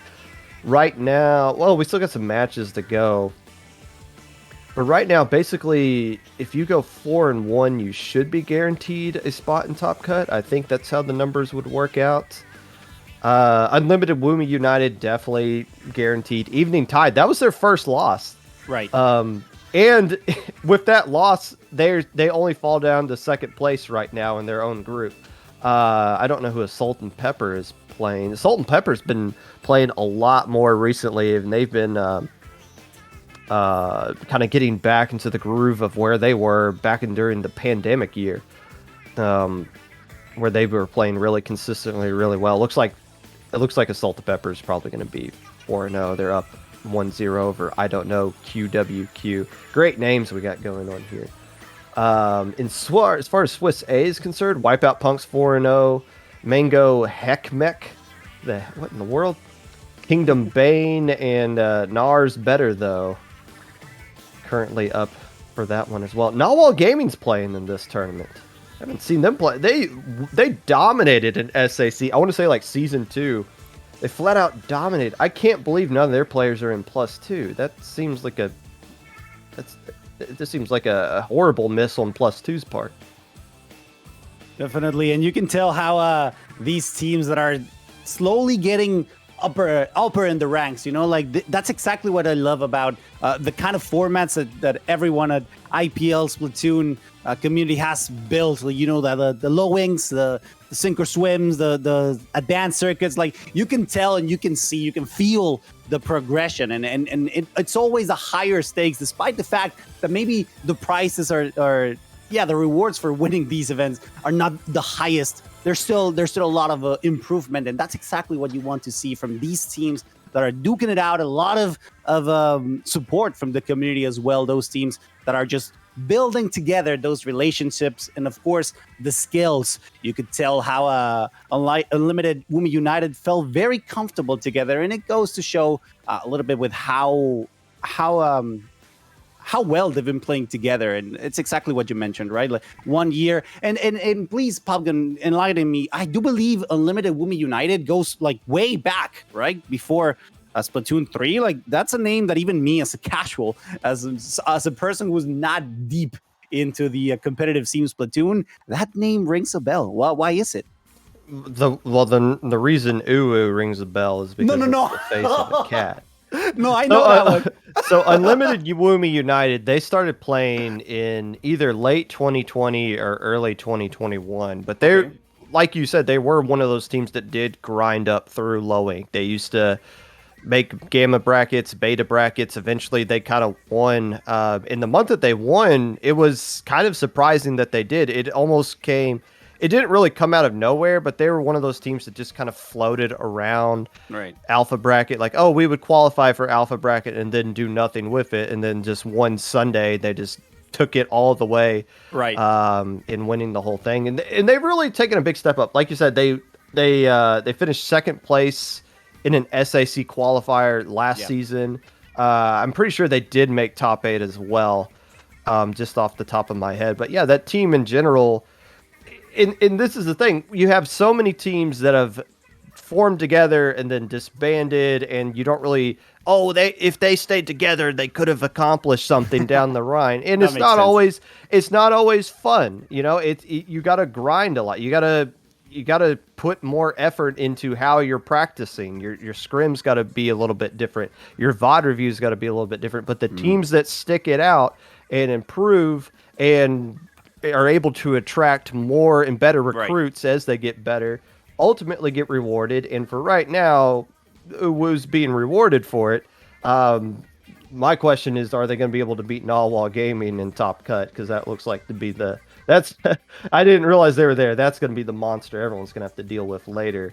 But yeah, when you actually stick together and you play the game all the way through, turns out good things can happen. Yeah, after all, communication is key in these kinds of games, especially in Splatoon 3, where really one mistake or maybe one too aggressive of a push will cost a lot of advance and maybe just forcing you back on your back legs when it comes to like repositioning. And this is exactly what I love about Splatoon 3 in this particular sense, and the fact that you're really forced to have great communication with your team. And that's why I value communication a lot. That's why I'm actively reading chat for you guys. I want you guys to be active. I want you to have a conversation with us. Who are you rooting for? What are you expecting from these kinds of matches? Because really, as Popgun mentioned, you can't really be certain of what's going to happen. We have insane teams that have been developing on their, of course, communication skills, their teamwork, but also as the meta progresses with the weapons, with the team composition, the builds that they can bring into the game in order to bring an edge when it comes to like a strategy, a formation that allows for deeper interactions, of course, more successful ones. But of course, you have to keep in mind that this can all change in a matter of seconds. That is the beauty of Splatoon 3. You really can't take anything for granted, even if you bring the best weapons in the game, even if you think you have the best strategy, that can shift in a second. If you're not ready for a flank, for a grenade, a well-positioned special, anything can change in matters of seconds. Well, and just thinking of the meta in general, that's why it's nice seeing a team like Uwu who does things that are quote unquote Unorthodox. unconventional as Yeah. well. Can give you a sense that every weapon has its sort of use in some form True. or fashion. Yeah. But that doesn't necessarily mean that that it's good. And, you know, in certain weapons in the right hands can be deadly, but you give it to somebody else, it's not going to be as effective as something in particular. But even just the meta in general in this game, you got it where we left off with Splatoon 2. It was V-Jet, K-Shot, K-Gal, and that's it. And you just spammed missiles down your opponent's throat, and eventually they would just rage quit, and you would win your set that way. Nice. Here, you still got some missile spam, but you also got a lot of blasters coming back because there's no ink armor. You got a lot of chargers coming back, and you got a lot of, you got your splatter shot, your traditional shooters mixed in there as well, but rollers have been making a comeback as well. Like, all the weapons have been kind of showing up here and there in specific comps. X-Splosh has become really popular as of late. All the Splatlings have horrible kits, but you still see them. We had a ballpoint player win low ink last weekend. Nice. We had a Dapples player be really effective as well. Like, all the weapons, like, there's more weapons in general that are being used just because all the things that limited those weapons in the last game, i.e. ink armor and made power up, are not here, at least for now. And keep in mind, we only have like a third of the weapons this game is actually going to have by the time it's done. There are no second kits that are like there's going to be a second kit coming out at some point for every weapon. Sometimes there's going to be a third kit coming out. So you already got a lot of diversity with the weapons that are already out, which makes you excited for the future as well. Yeah, little Kitsune says dualies are coming back, and I couldn't agree more. The fact we actually saw earlier in the previous set how the Gluga were doing so well when it came to racking up splats left and right. Of course, the mobility, the range that you can get with the Squelchers, like all of those weapons that, as you mentioned, have a place in the meta, or at least that's what it seems, since they no longer are being blocked or stopped back by any other abilities or situations where you can just deny the range or their effective what's the word, how effective they are. Thank you. So yeah, it's lovely to see. And myself, who I'm not that well versed in the competitive side of the game, at least not as much as I'd love to. As you mentioned at the beginning of our commentary block, I'm more into Smash Ultimate. I hail from that school of commentary as well. So hope you guys are enjoying it as we speak. It's funny how things, despite the fact that they're slowly getting to shape themselves up, like they can still change a lot. And as you mentioned, like the new weapons, the new kits that they're gonna be getting. So that's very hopeful for the longevity and, of course, the health of the competitive side of Splatoon 3. You know, just not just the new weapons coming over. You're not the only Smash commentator we've had try to sneak back over into the Splatoon side, right? When you say good. sneak, it sounds like it slip your way in. But you know what? We've had a lot of we had X45X Bowser that started doing some stuff for us. Stu the announcer. Oh, nice. It's been part of things as well, and it's funny just seeing like them understand, or even you just coming in and instantly recognizing, oh, this is hype. This is I can understand the excitement. I might not know what's going on, but I can at least understand excitement to it, and that everybody else is kind of feeding off that energy. I remember so that's that. I'm not great, but I do play. At the big house, we were right there with all the other Smash events in that one giant room, and there'd be some Smash players just walking by, and Clam Blitz was on the screen, and one of them was just like, "Yo, that dude's got a football. What the heck?"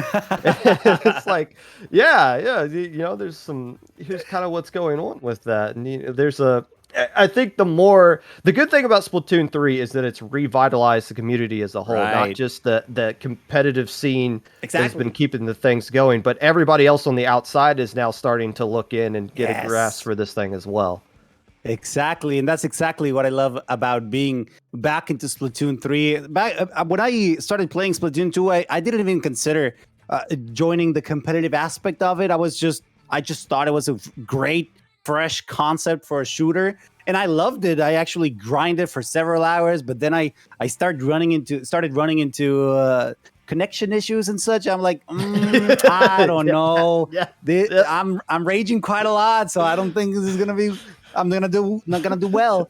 So back in Splatoon 3, do we still have those? The error, right? The fatal error connection issues, but they're not as rampant, or at least they don't hurt as much when the lobby is closed because someone disconnected. I'm like, okay, fine, let's queue up and do it again rather than fighting 3 against 4 and being unable to do anything out of it. So yeah, and for those of you asking, yes, this is a best of 3. So we're not playing all 3 sets, and we're waiting for a next match, which is actually coming up right now. So thank you guys for being so patient. Thank you for waiting. We got Waterfront versus the Crusty Ones, the Crusty Crew, which is actually a former SAC team. So they got they're dipping toes into what this format is, and what kind of level they can expect from the competitors in the Splatoon Advanced Circuit.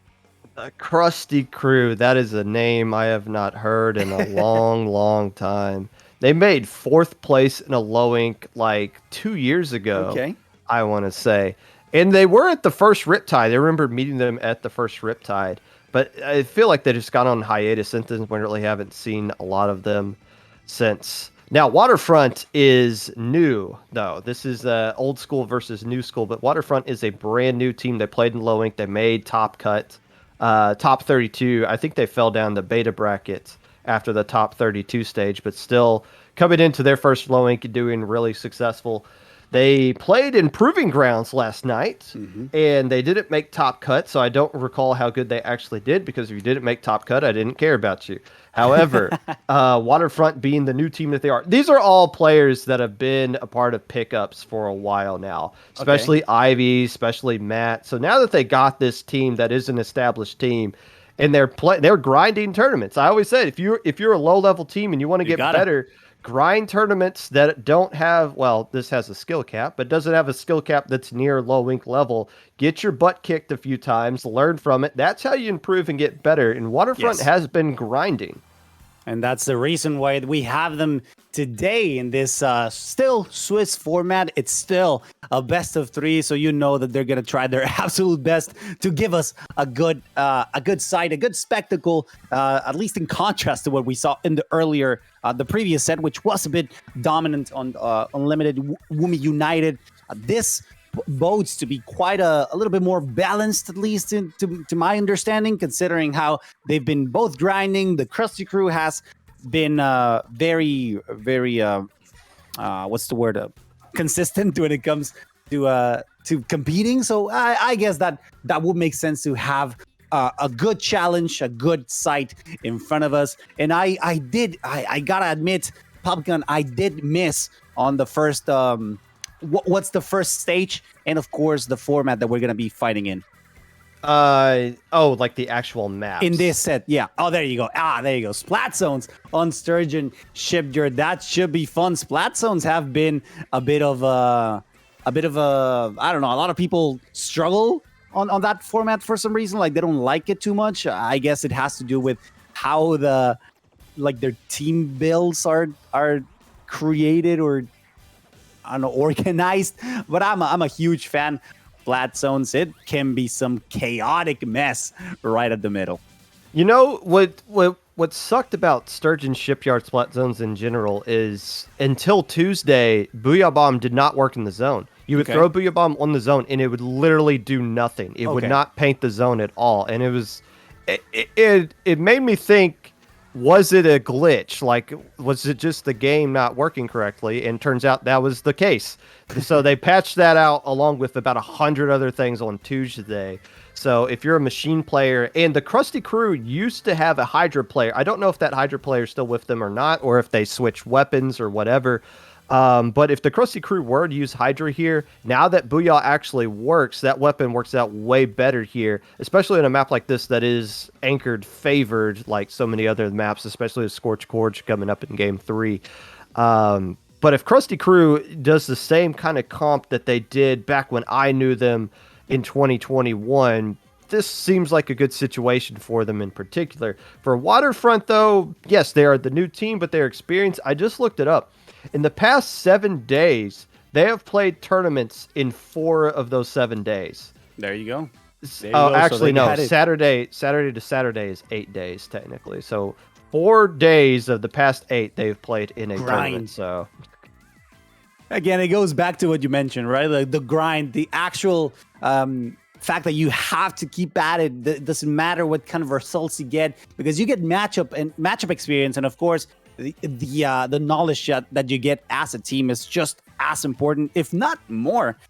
This might be a hot take, but I think that there's nothing better than actually having good communication with your teammates, having a great synergy. Sometimes not even saying things and understanding what your teammate is going to do goes way farther than just being good at your own weapon. Because of course you can carry, you can be the best tri-stinger in all of NA, but it doesn't matter if your teammate is not helping you, or at least not covering you in some degree. And guys, please keep being patient with us. Thank you so much for still tuning in. Hope you guys are enjoying all the insight and all the banter that Popgun and I are having. I'm gonna be honest, I'm having a lot of fun. It's a pleasure being here back in the Splatoon 3 community. And again, even though I'm rather new, I'm enjoying every single minute of it. And I'm sure that as soon as these competitors are ready, we are going to enjoy it all together in Splat Zone's Insurgent Shipyard.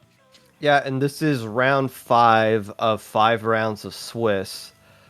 These two teams near the bottom of their group right here. So there are 3 brackets that are being fed into from the 2 different Swiss groups. There's a gold, silver, and bronze bracket. It's not a guarantee, but if you do win this set, you might be able to find a way into that bronze bracket right now. Well, actually, no. 4, 6, 12. So the 12 teams out of each group winning this one. Yeah, you'll have to win this one and get some tiebreaker luck to get into bronze bracket. But still, both teams at 1 and 3 looking for their second win today. And they do share one common opponent that they've beaten, Octopi. But everybody else, again, that's kind of what you expect out of teams around this skill level. You're signing up for this tournament to lose. Well, not really to lose, but to have somebody expose your flaws to some extent. But now they're going to get what we hope to be an even match against each other as we see the team start to ready up. There is a Splatana on the side of Waterfront, and that is not a Hydra. That is the exact opposite. That is an E-leader coming out from the Krusty Crew. Yeah, you don't get to see Splatana that much, especially considering how a lot of competitors, a lot of great personalities in the Splatoon community have deemed it not worthless, but at least not as good as you might have thought. But I think it's actually a decent weapon in the right hands. And of course, you got the Krusty Crew trying to get control early on, and that they do, getting a Splat EP on the middle now and trying to fight the Splatana, getting no, I'm sorry, that was the roller instead getting splatted, and that allows Waterfront to get some numbers trickling down from that scoreboard, still holding it quite comfortably and making sure that the Krusty Crew has a tough time advancing back into that middle of the zone. Now, I was confused because that splatter shot got such an effortless kill on the E-leader from the side of Waterfront and made me think, oh, well, Krusty Crew's just about to control the zone and dominate right here. Instead, everybody else was dead on the backside, and now it's Krusty Crew getting locked out, forced to pop this crab just to try to break out of their own spawn to get to their own pit area right now. And you do see EP able to work around that right side, popping the Inkzuka, getting a nice splat on the Charger on zone. So maybe the Krusty Crew can find a way to get back in here and flip the zone back to their favor, and it should work out as they get a nice pick on Matt. The zone going into their spot, but I don't know how long they can hold it, though. Man advantage pretty even.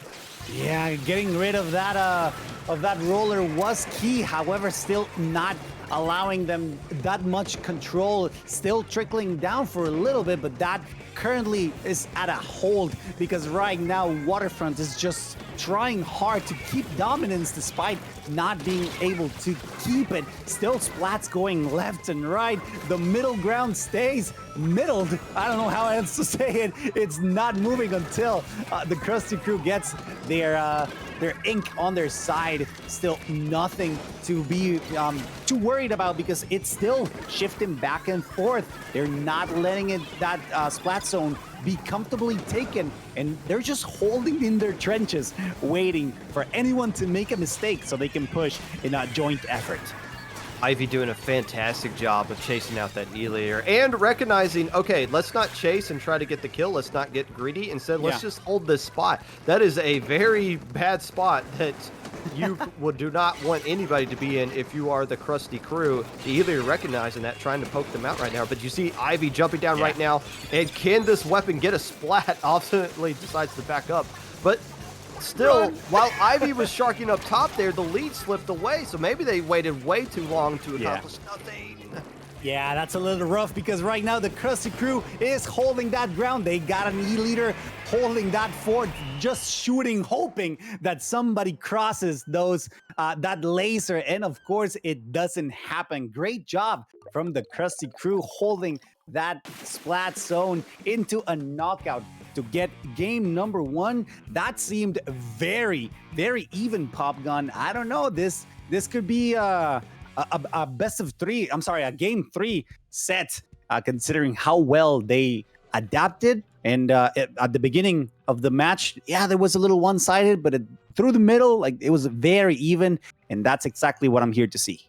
I liked what I saw out of EP right there, doing a good job of pushing up, putting pressure on the enemy anchor, and getting splats on the enemy side of the map, even if they ultimately worked out to be in trades. The first time it happened, it was awkward because they were the last one left alive.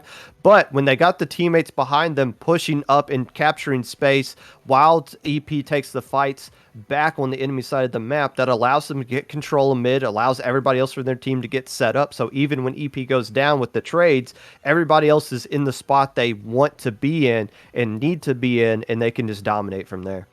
And now that we're moving into tower control, we're gonna have to see that level of adaptation because, yeah, we saw that they were trading, as you well mentioned.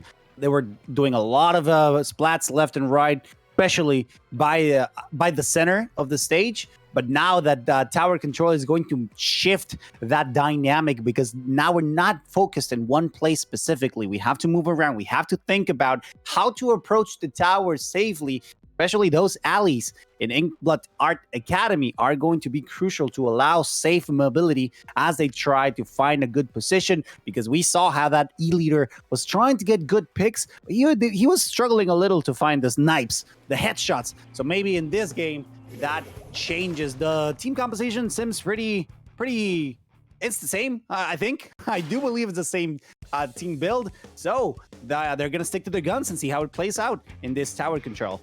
Is it really a team composition if nobody's using a vanilla machine? Of course not. It's the requirement at some point, as we see one coming out from each side. EP doing exactly what they were doing last time. Let's get up to the enemy side. Let's find somebody. Let's fight them. And if they don't want to fight, they're going to go down. Now coming back to the zone, moving with the tower, wisely able to do that. But that's a great shot by the, not the E-leader, just the splatter shot, splatter scope. Slowing down what looked like a sure way for the Krusty Crew to clear that first checkpoint. Yeah, again, the tower is right at the middle, and it's starting to push back again into the Waterfront side. The Krusty Crew is doing a phenomenal job at pushing, but the checkpoint is currently being contested. It's about to break, and that allows for another push for the Krusty Crew, who's getting closer to their spawn. And that's a little bit of a complication, because you know that as soon as it's starting to get into that range of the spawn zone, it's going to be even harder to try to push unless you get a wild wipeout from the Krusty Crew. Yeah, Waterfront was able to do that because Ivy was sharking behind the enemy side of the map. They did that again in game 1, but they waited way too long and ultimately cost them the game. That time, able to come back and shut down the tower and hold on, even though they lost that first checkpoint, prevented them from even getting close to the second one. So that time, the Shark from Ivy worked out a lot better. Yeah, you can tell Reese is just trying to get those snipe shots from afar. I do believe that is the leader without the scope, but still putting a lot of pressure on that spawn area, just holding it down, waiting for someone to get into the crosshairs to get a great pick.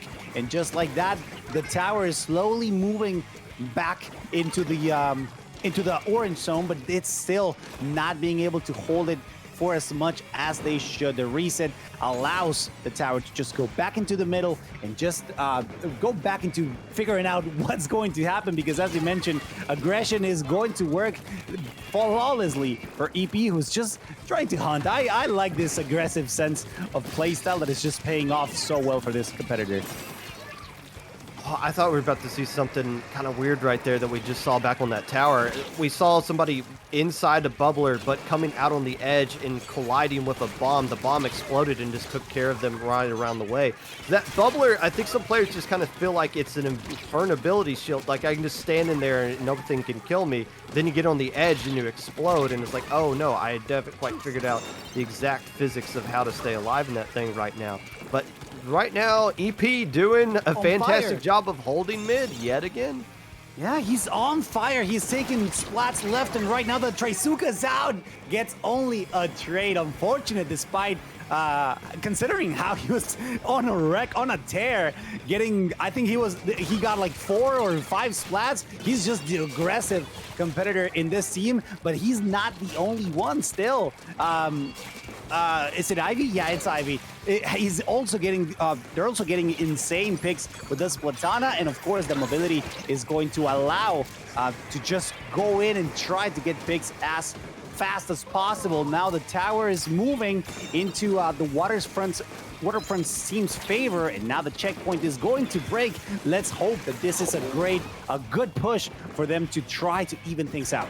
Get back up there, Shaz. If you stay up there, you'll get lead. They might find a way to get lead here anyways, but no. So close. Had a great position up top there, could arc some shots, could keep the Krusty Crew honest from being able to collapse on the tower. Instead, backed up and just allowed the Krusty Crew to gather up the spot, and they still hold on to lead because of that. But look how orange mid is. There's a great opportunity for water putt, and there goes Shaz yet again, trying to go up there, but still backing up. Something's got them spooked up top there.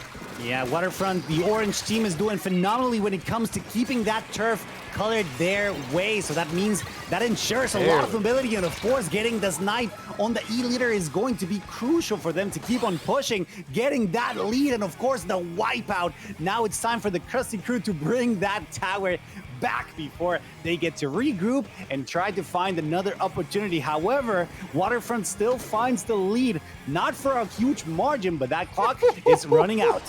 What a great shot by Waterfront. Again, just stalling everything. That's another 5 seconds, everything getting locked down. And look who's going to be coming from behind yet again. And Krusty Crew still hasn't been able to recognize that just yet. Reese is trying to dance around, but you're not going to do that too long.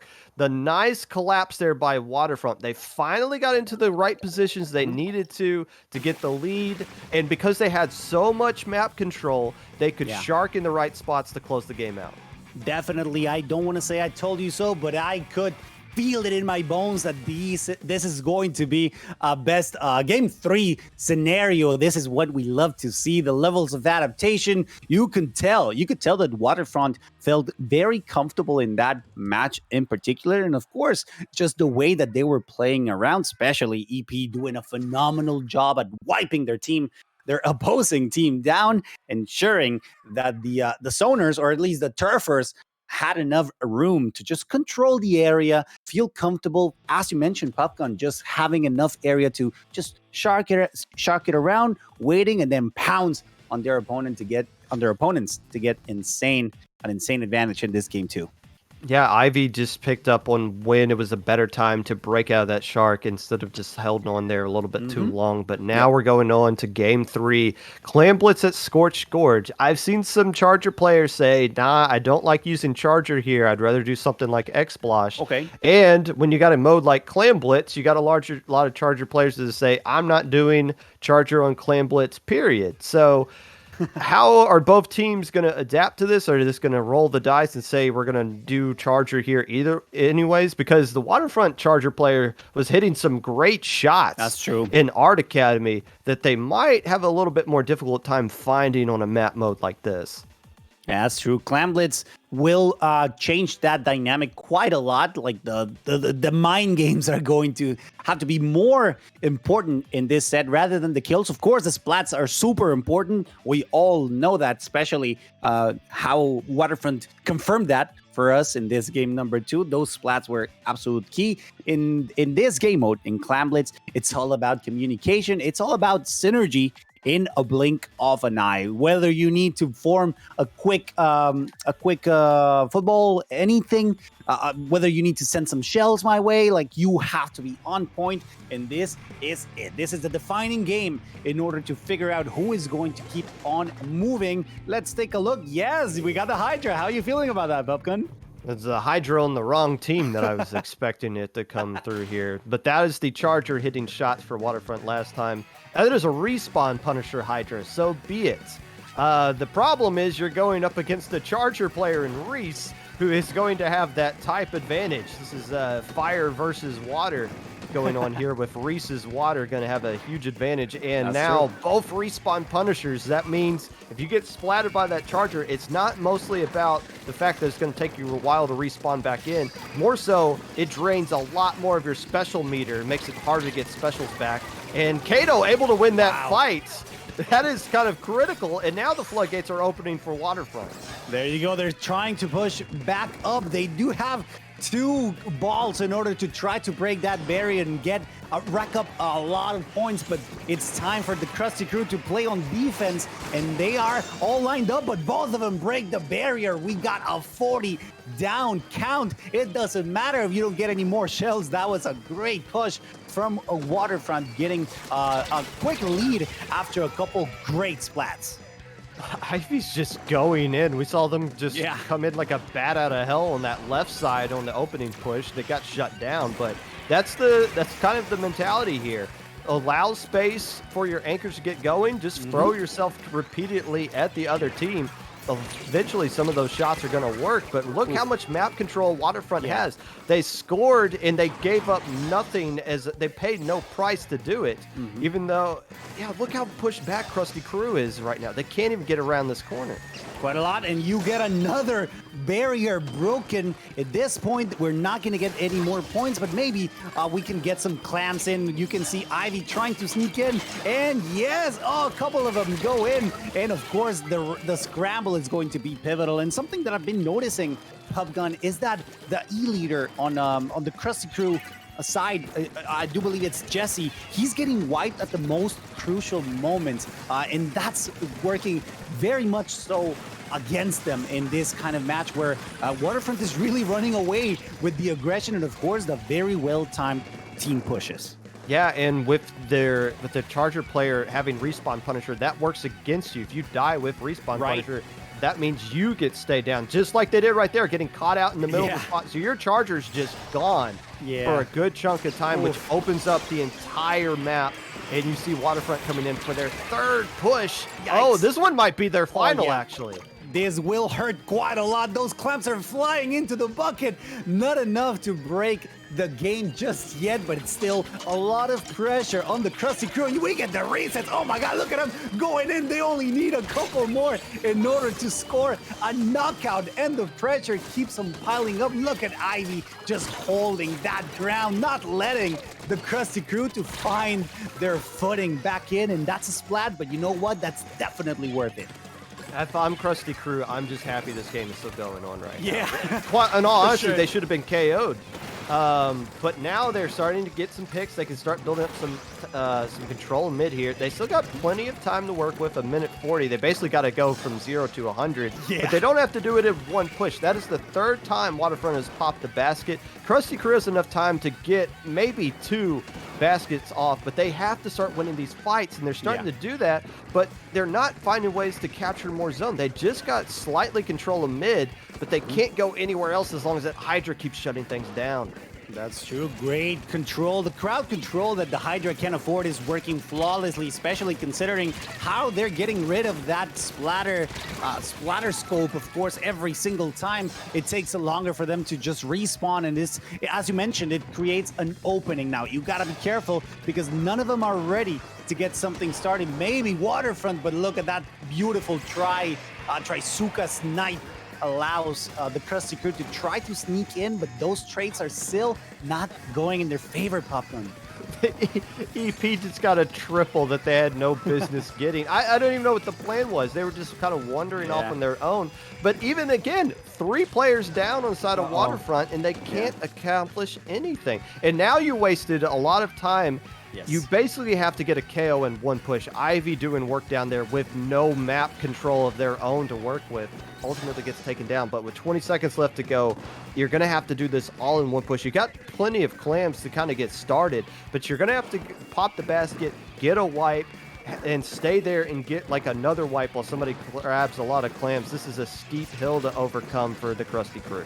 Definitely, and with a couple of seconds left and with 2 balls on the Waterfront side, you could tell that they maybe go for an aggressive option. Like they're going back a little bit, just waiting on the Krusty Crew team to do something, but they're just backing each other out, waiting for an opportunity. This is going to be it. That ball is down, and the overtime clock is slowly running down. This means that the Waterfront is going to be the winner of this set. What a beautiful, beautiful display of skill. And of course, you could tell how their aggression not only paid off, but it was also a lovely sight to observe and a great way to finish the set.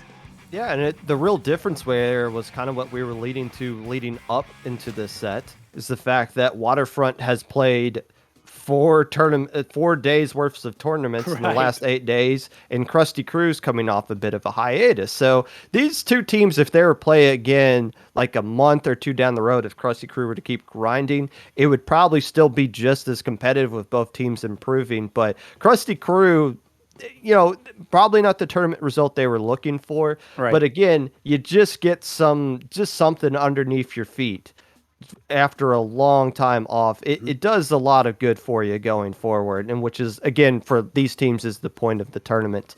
And there's plenty of things for the cool thing about this game is that you can go back and VOD review every single game you play. There's a lot of great footage right there for the Krusty Crew to look back and figure out what they could do differently.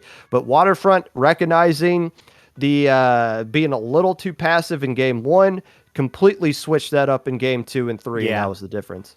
Yeah, and no one can deny that it was a great set, despite the result, the last result that the Krusty Crew got in this Clam Blitz Score George game. Like, it doesn't matter whether they weren't able to score a single football. The fact that they were playing so well, or at least trying to stop the aggression of Waterfront by the end, it speaks volumes of how not only like the result, as you mentioned, is not what matters, is the what you learn on the way and how you can bring it to the next event. And luckily for them, I know the APL Splatoon League is going to keep on bringing more events for you and for us to keep enjoying, and for the competitors to keep on grinding. Yes, IPL is grinding as well. This is I mentioned kind of, yeah. I mentioned 4 tournaments in 8 days. Those are all IPL events. Yes, sir. Okay, so that is everybody's done. Swiss A is done, Swiss B is done. So the top 4 teams from each group are going to move on to the bracket. So silver and bronze, congratulations to them, the teams that make that. But we're going to be sticking with gold bracket. The teams moving on to gold brackets out of Swiss A: Narwhal Gaming, Wipeout Pokes, no surprises there. Mango Heck Mech and Nars Better Though. Also moving on, no idea who either one of those teams are. Probably just pickups for this time around.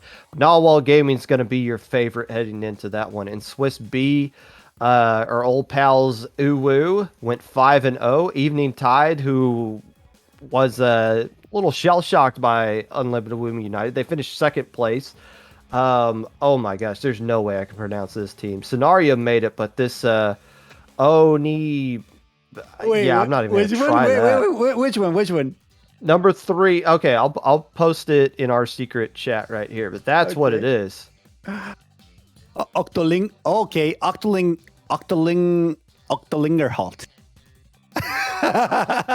Octolingerhalt. There you go. There's no. I like how their name even includes their own pronunciation, and that doesn't help me at all. Oh yeah, look. So like their full name, as it's listed on the tournament, is that first word Octolingerhalt, and then in parentheses is also listed on their name as well. If look, so you coming from the Smash community, your player name is your team name. I'm assuming here. If you just do a pickup, it's customary to just make up the stupidest thing possible that is almost impossible to commentate. I've seen that trend, yeah. At one point, we had some teams just started calling themselves pickup. We had a top cut of one tournament where it was literally pickup versus pickup. The only difference being one of their teams had a capital P and the other one had a lowercase p. So it's yeah. It's That's fun. the struggles we deal with. No, yeah, actually, I do remember my first time doing commentary. We had a team called, oh my God, this was such a long, oh, well, first of all, there was a, hi guys, it's Jake back with another video or something like that. yeah, it was him. And then we had, it was Chase. Chase. And then we had another team that was called, Personally, I wouldn't take it. Personally, I wouldn't let it slide or something like that. It was like silly names, and you know what? I'm all down for it. It's lovely. I love Splatoon 2. Splatoon teams that do silly stuff like that. Oh gosh, that's well, I don't. But you know what? That's just the state of the world that we're in. You know, it's hard to get actual consistent teams. There you go. They got it. And it's a lot easier to just be like, hey. Who in my friends group can we get 3 other people to do this tournament? So you do see a lot of pickups in tournaments. In the Japan scene, I've learned recently is just mostly pickups. Just with that same kind of thing. It's like, hey, 3 other people that are available that are at my skill level who wants to do this tournament. So that's where a lot of these things come with. I just wish we had better pickup team names. We need to start a service where we'll name teams. Like, you come to me for $5, I'll give you a pickup team name that doesn't suck. But that's just the world that we live in. I don't know. Here. I think that break the charm of what Splatoon 3 competitive teams are bringing. So it could be a good service. Well, they need it. To be fair, they do. Yeah, they got it. Thank you, Epic Pikachu. The name of the team was, personally, I wouldn't take that level of disrespect, but that's just me. That was their name. Now I remember, and it's lovely. You love to see it, and I want to just a quick shout out, Hikama. That's my bro. Thank you for being here. Ivy, great place. I assume that's you. Yes, from the previous team. It's the same Ivy. Great place from both teams there.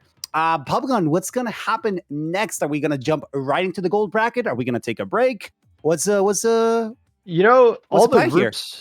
groups are done, so I'm assuming this just comes down to seeding, unless there's somebody in help desk that's complaining about something. No, actually the seeding is done, so we'll be hopping into whatever match is going to be that they're going to have us on stream at some point here very shortly. But again, if you want to look at the bracket, just type in !bracket and just search over to gold bracket. You'll see the top 8 teams that have made it. It's a single elimination. Best of 3 up until the final round, which is best of 5. Makes sense. It's a one-day tournament. Just get it over with. I think, I don't know if it's... I'll look up the maps real quick, but I'm pretty sure they're all preset up to... Actually, no, these are counter picks. Okay. So it's just best of 3 counter picks, but here's how counter picks work, at least in this tournament.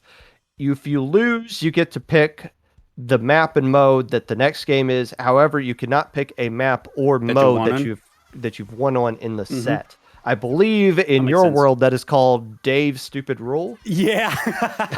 That's super rule. There you go. Hey, you're very knowledgeable. I like that. Thank you. I appreciate that.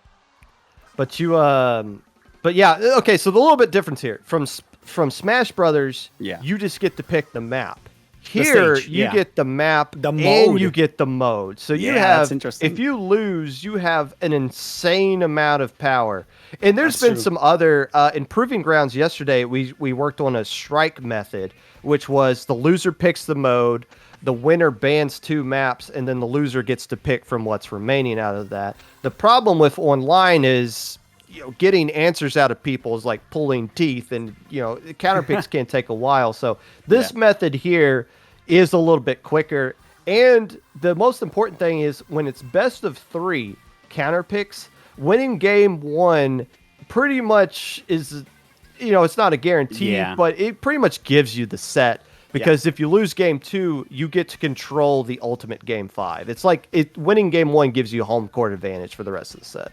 Yeah, that makes total sense. And now that we're gonna have Eventide back into the stream, they performed very well earlier. They're gonna be fighting Mango Heck Mech, in which we saw a lot of their performance earlier. Latio's doing phenomenally. Spooky Rat holding their ground really well, and it should be fun to see how Mango Heck Mech, either, I don't know, maybe they were watching the stream, they got some intel on their team, so this is a great opportunity for them to put that into motion and into effect in order to gain an upper hand when it comes to this upcoming set, which, as you very aptly mentioned, it is going to be a best of 3, and it's a single elimination set.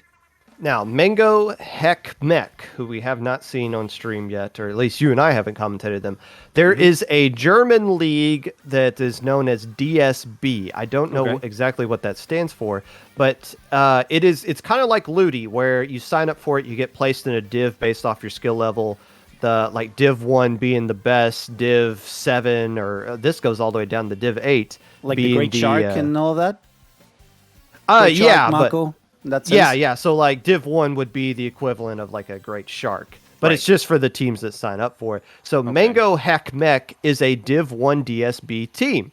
Now, that means they're from Germany, and I don't know what time it is right now, but it should be pretty late Saturday night, not anywhere near midnight, but that will play a factor. It's admittedly difficult for EU teams to not play well at the beginning of tournaments, but to close out tournaments as they get later into the night. It's 10:30 for them right now into the night, so it's not exhaustingly late, but yeah, it's getting pretty late, as you mentioned.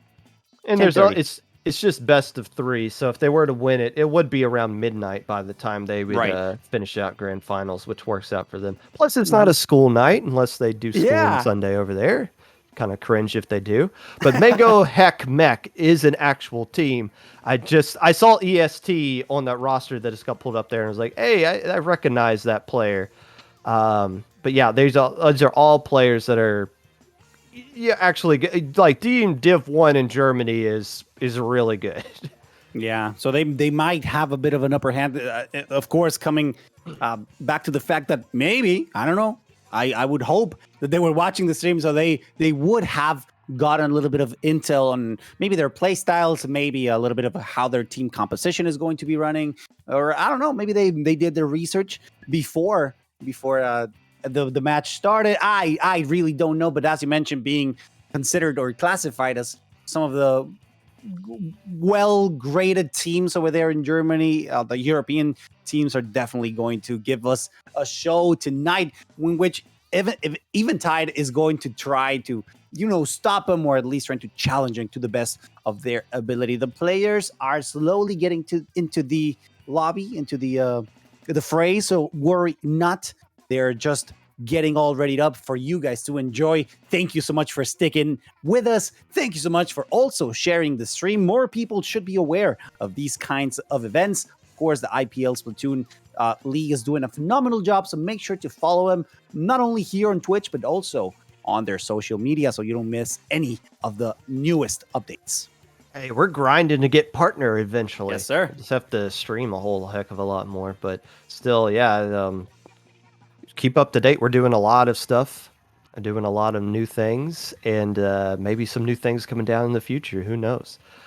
Eventide. We saw them on stream. You know what sucked about that? That was the only match they've lost in Swiss Stage. Every other match, they won 2-0, and in round 5, they beat Assault and Peppers, basically a play-in match for a gold bracket. They beat them 2-1. So Eventide, we've only seen them at their worst so far. We had it's just so this should be, I mean, on paper, it's the closest matchup that you can get. But just, you don't always trust seeds in gold bracket. But just as I'm looking at the bracket, I feel like this is probably going to be the closest match in round 1. Okay. I would assume Nalwall gets the job done. Uwu and, who Wipeout Plunks is playing that that team that sounds like a sneeze somebody just ripped out of their mouth. So who knows what's coming out of that. But yeah, Eventide, they were able to bounce back. They beat a strong team like Assault and Pepper in round 5. So they got some momentum going into this bracket. And even if they were to see Uwu again, they probably picked up on some things. Again, these are experienced players. They know how to make adjustments. They know how to adapt what's coming towards them. Even if you're not going to see much of a comp change, what you see is what you're going to get. Latios is going to use that weapon until they die. Jordan's your anchor player. Inari on the Rapid Blaster. And I don't think you can call yourself a rat if you don't use either a sploosh or a brush. So it makes sense there. But Inari's going to come off and go with the junior. And we'd see pretty much a traditional kind of comp coming out from Mango. Yeah, we haven't seen that Splattershot Pro shine too much, so now it's time for Mango to try to change that in Museo de Alfonsino, a stage in which really positioning is key, and of course you got those sides that are pretty tricky to control, but now the focus is going to be in the middle. You can tell that the E-leader is going to try to deal as much damage as possible. The crab breaks that barrier, and of course makes it rain down on that yellow team Eventide member. But of course it's not going to pay any dividends because Eventide is just holding the middle ground and of course taking that wipeout advantage to the most of its extents.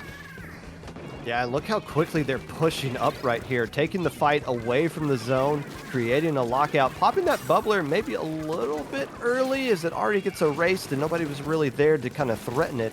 But still, whoa, how'd you get, Zipcaster. I was like, how'd you get all the way up there? That doesn't make any sense. But that Zipcaster special used from the brush, able to at least create some distraction, even though they don't get any splats with it. Now you see Mango starting to push back in. Just off of one splat, the rest of Eventide's forced to retreat a little bit here. Definitely, and look, you gotta be careful because at the middle is where the battle is currently at, except that Mango is able to get a lot of control, trying to sneak in. Look at Martin just trying to force a situation where he has a lot of mobility. He's trying to sneak around on his opponents, trying to find a flank, unaware of what's going on. Maybe he can get something, but unfortunately for him, he gets trapped. Maybe trying to munch a little bit more of what he could chew, because just like that, that advantage, the positional advantage that he was holding was currently for naught, because right now still Eventide on the lead despite being 2 people down and trying to regain control of the middle. Look at them being all trapped in their spawn, or Mango Heck Meg still racking up points on the middle of the stage. Yeah, Eventide's just kind of getting bullied right now out of their zone. Inari's going to come around this backside, but 1v4 isn't going to find a way to paint the zone unless it gets some splash right there. Nothing giving, and just a little bit of trying to shoot a dead corpse as Mango. Once they got control of the zone, they did not look back. And I thought the same thing. I thought, okay, this player dropped out from the little spinner right there, but the reaction time of Eventide was really good in adjusting to that. But I think having the extra fighters trying to kill that player that spawned into their base allowed the rest of the Mango players to come in around the backside and clean up. And once that happened, Eventide just couldn't find a way to get out of their own spot. A little bit of desynced. Yeah. A little bit of like, oh, the timer's ticking away. What's our plan to get out of this thing? They couldn't really find a way to just break out of that lockout, even though Eventide was able to create a lockout against Mango as well. Mango's was just a little bit better. Yeah, a couple wipeouts too. So yeah, this is shaping up to be a great set because you could tell that Mango Heckmech felt very comfortable once they gained control of most of the stage, most of the map. In the sense that, as you mentioned, creating a pocket, creating a lockdown as they try to escape from spawn. And even though Museo del Alfonsino has a lot of escape routes, they still felt quite pressured, and they knew that straying away would only mean that they were going to get splatted as well. Great control from Mango Heckmech on the first game, and now that we're going into the next one, it's going to be tower control in the Ink Blot Art Academy. You know that moving platform is always going to be something you have to keep in mind, but of course, those mobility options that you get by the alleys on the right sides, they're going to be crucial. So to avoid the pressure that we're going to be for sure seeing at the middle. Yeah, I for a moment I forgot this was counter picks, and I was like, why is this game 2? But then I realized that this is probably the most picked counter pick for game 2, regardless of who's playing and skill level. It's almost like if you have a counter pick tournament, just skip the nonsense, just make game 2 tower control at Art Academy. But it also scratches your head. It's like, okay, if this map is supposed to work to your advantage, how, when the other team probably wants to go here as well anyways? But fair enough, Evening Tide making this pick. We'll see if it works out for them. Respawn Punisher on their E-leader, Zay opting to go with Special Charge. Yeah, a couple of changes too. The Splash-O-Matic is gone, and it's replaced by the 52 Gal, knowing that they need a little bit of extra punch, and of course the Slosher to try to get a little bit more of crowd control in case they need to just add extra pressure by the tower. Right now, Mango Heckmech starts with a bit of a push, reaching checkpoint, but not breaking it quite yet. It's turn for Eventide to try to push it back into their zone. So let's see if they can break the checkpoint, or if Mango Heckmech is going to stop them in their tracks just as they did for them. Look at the rotation right now. Evening Tide was split off by themselves, and everybody just taking their own fights away, and they're winning the fight. But now they're starting to rotate with the tower, and you see Latios creating the space for the tower to move. That's exactly where you should be. Now moving up top, and you got Spooky Rat guarding the bottom. Jordan can just camp out on the tower right now. And that second checkpoint falling in the first minute is critical. Yeah, you gotta love how Latios' awareness to just be one step ahead of the tower, making sure that his opponents won't rotate, or at least won't get in the way of the path of the tower, is just so important, and of course paying off insanely well, because just like that, Eventide is looking very comfortable in their first push, despite the fact that Mango Heckmech is slowly bringing the tower back into their opponent's side. The lead that they currently hold is so important, and now maybe it's time to just bring it back a little bit, play a little bit more defense, but you know that Eventide is going to go for the aggressive options when they got the splatter scope right at their disposal, and he's trying to get those snipes, but look at him going head to head with an opponent of Mango Heckmech and losing that battle. Yeah, so far, Evening Tide responding very well. I was wondering, okay, they got that huge lead, but they were starting to drop a lot of bodies and losing map control. That's just kind of what happened in Game 1. It's like, is history going to repeat itself? But right now, they're doing a good job of responding. You see that player sharking around the backside, though, the Gal player. It ultimately is going to get a pick on the tower, but goes down themselves. But okay, here's another situation where it looks like map control is going to go back into the favor of Mango. They still got a long way to go, but there's plenty of time on the clock to get them something to work with right here.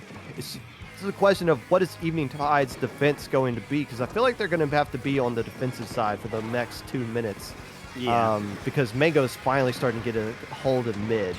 Yeah, they got checkpoint, but now that the opponents are getting splatted, that means that the checkpoint is going to be broken as well. Now it's time for Mango to keep on pushing. Let's see how they hold. Watch out on the left side. They're trying to challenge. They're fighting on their own, while in the center, that bubble is going to help them just a little bit to avoid that fire. That is great job from Eventide, getting rid of the pressure that Mango Heckmech was providing or putting forth, and now the tower is moving back into the middle of the zone of the stage, still with a great lead and not much to worry about, considering the turf is pretty even at the middle, at the center, but still Eventide very well positioned. You got that that E leader, making sure that the pressure is very well placed.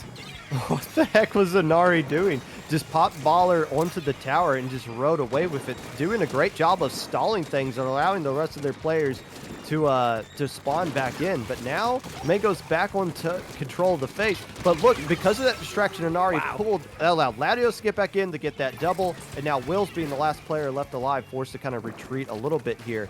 A minute left to go. You're only down by 1 checkpoint, and you do have control of this left side right here, but you have a little bit of time to be patient with. But I mean, just the fact that, okay, now you're starting to win fights. Okay, now it's starting to look a little scary. And that's a special bubbler that they're not going to have back as well. Yeah, careful here because you can tell that Mango is pushing quite safely. Nothing to challenge. And of course, the Booyah Bomb is going to come out. Don't get exploded by that. But that suction cup doesn't matter. Nothing happens. Oh, adding extra pressure. Martin doing a phenomenal job keeping that left side while they scramble on the right side. The splat happens, but the tower keeps on moving and they reach the checkpoint despite the fact that they're just 1 point away. If they break this checkpoint, it could be everything for Mango Heck Mech, and that is exactly what happens with only 5 seconds left. 16, 17, 5 points on Mango Heck Mech, and the overtime is do or die. The last push is not going to work. That means that Mango once again proving their worth and that the aggression that they displayed is going to be pivotal to win this set. It is best of 3, right? So I do believe that's going to be it. Yeah. That is it. A bar fight broke out on the tower, and ultimately the last player standing live was a Gal versus an E-leader, and it's like, oh, you brought an E-leader to a gunfight. That's just a little bit of a mismatch right there, and that ultimately decided it. But again, you just got the sense, even though Evening Tide got that huge lead, Mango was still able to get map control. They were, most importantly, they were able to keep the players of Eventide in front of them, so they didn't have to worry about Latios coming around the backside or the brush coming around a different angle as well. We can just take the fights that are in front of us. We can guide the tower in like Evening Tide did at the beginning of that game. But Mango Heck, a lot of really good things right there. Overcame adversity in both games to sweep that set out. Now, Evening Tide, again, we're only showing you guys their lowest points in this tournament. They've been playing great when they're off stream. And the more this team plays together, I believe Jordan's been on a hiatus back when they were Phoenix Armada coming back into the game. The more they play together, the better they're going to be. And they're going to be a team that's going to contend for the next SAC season for sure. So this is a good de-rusting thing, but don't let what you see on the stream trick you. Evening Tide's really good. It's just today, Mango Heck was better. Yeah, it comes down to like how well they found themselves in the end. Like you could tell that they were just pushing them back, feeling quite comfortable, forcing Eventide to just try to regroup. Despite the fact that Latios was doing so well to keep the aggression up, it was just kind of hard when you could tell that Mango felt very comfortable pushing together, making a very, very solid joint effort in which that turned into a great comeback from them, almost getting the knockout. Of course, well done from both of them. This is going to be the set that defines who moves forward into the round number 2 from the gold bracket. I do believe, Popgun, this is going to be it for us, at least for me, at this point. So thank you so much for having me. It's been an absolute pleasure. Hope you guys there, your lovely audience, had a fantastic time, just as much as I did. Popgun, it's been a pleasure sharing the mic with you. Thank you for having me. I have nothing else to say other than if you like what I did, what I do, if you like Smash, you can follow me at CircGMC on Twitter, Twitch, YouTube, whatever. Just make sure to show some love. And I hope I can be back soon. Yes, we need, like I said, we need more Smash commentators coming over, especially those that have an interest in Splatoon. If I'm just being brief here, you bring a different style that we're not used to hearing because we only know other Splatoon players to kind of listen off to. So Have you seen the clips of real brief, the clips of Call of Duty commentators coming over and doing the Smash Brothers stuff? like you like the it might not be the same scale, but the Smash players coming over and commentating Splatoon stuff, it's the same kind of feel. It's a different energy, and I think it's kind of exciting. Hey, you can catch me taking a nap because I've run 2 tournaments this past week and commentating this one, so I'm out. But we'll be back with a new set of commentators to close out this tournament and conclude SAC off season here on IPL.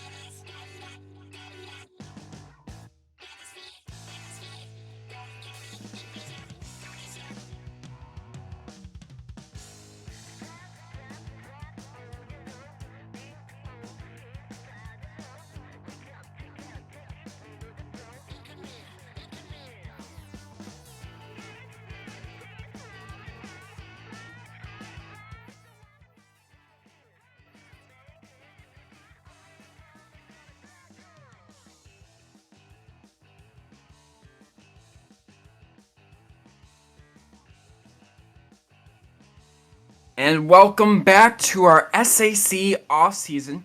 We are currently here in Top Cut. I am Corona Bear, and I'm joined by my great co-commentator here, Genie.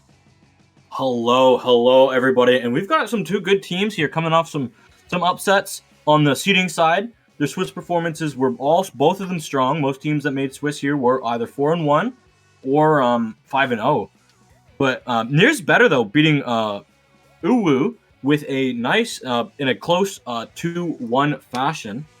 And that team was 5-0, so it was a nice, good showing from Near's better though. We've got. Do you wanna try pronouncing this one to start, Chrono? Octoling Hinterhalt. Alice, you can talk to me afterwards if I got that one very wrong. Yeah. But hey, I give it an ambush. effort. But it is translated to English to Octoling Ambush. So That's what we're gonna be running with for the. We're gonna be running with that today. But still, at the end of the day, we welcome them. We welcome all teams here to SAC.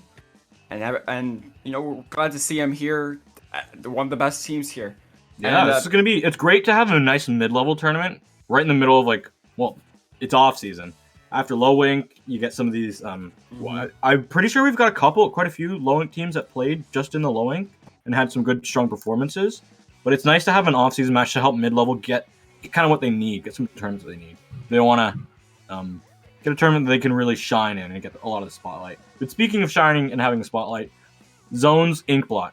Inkblot, it got a very, very good chance to shine in Splatoon 2. It, like maps in many games, when it goes from one game to the other, has had some changes. Some for better, and some for worse. Some for very worse. Mahi, but I mean, that was in Splatoon 2. But anyway. It's not even, Mahi's not even the same map as it was in Splatoon 1. Not even. You can see two pictures, they're not the same. Inkblot at least looks the same. All I think mostly different here is what I noticed on day one was a big lighting difference, but still, Splat Zone's Inkblot still has that middle zone, and really just a battle for the mid there, and just the big arches in the middle, giving a lot of access to snipers once contested. It's going to be a big battle here for that middle. Big battle indeed. I'm wondering to see if any big bubblers are going to be coming out from these teams, because Junior is quite strong in splat zones, allowing your team to have a nice jump to that big bubbler beacon. Keeps up good paint. All their good weapons are snipers can be good here. I like the Junior. I like the Hydra pick. That could be a good combo. And a fast and mobile, very mobile team comp coming out of the Octoling Invaders, right? Invaders. And not ambush. Just the ambush, and not just mobile. I think there's a lot of more niche picks here, including Carbon. I don't really think we see that more often, but I'm really dedicated and excited to see what we're going to see from it. Look at this flank, though. There is two on the side, but getting picked off there, unfortunately, by that 52, and I think their friend, unfortunately, going down. So Kirby trying to get the kill here. Getting it. Not being in the favor. Wow. Now Kirby's going to run through zone, sees the Junior, takes out the Junior. But the zone has been capped for Nero's better, though. Crab coming up from Kirby. The zone is still not in their favor. They want to get that zone so that they can have the point sticking up. Crab explode shots are going out, not finding exactly what they need. Chip damage is good, but those splats are what you really want to find. Yeah, and look at those bombs. Oh, that roller almost going down. Lewis just really in a fight. And Big Mert with the kill. I mean, missiles still going out on the side, but it's just a really good play. And look at those points going down there. Finds two. Kippo's not. Hydra isn't the world's greatest weapon at retaking this zone. Once you get zone, it's great to lock it down. They're trying to have their team help them out and find some great positioning to get in. With his high ground, should allow them to really punish this Zipcaster, but Zipcaster just doing its thing, causing a lot of distractions. That zone keeps ticking down further and further. Nero's better though. They're trying to push in, but they lose one of their biggest painting weapons. Missile's coming out with that Booyah Bump. Isn't finding anything. The zone is neutralized. Losing two members is difficult, but they're trying to win it out. Lewis sees top mid. Tries to fight this out. The zone is still neutralized. That's going to be good for them as long as they can cap it, and they do. Great job from them.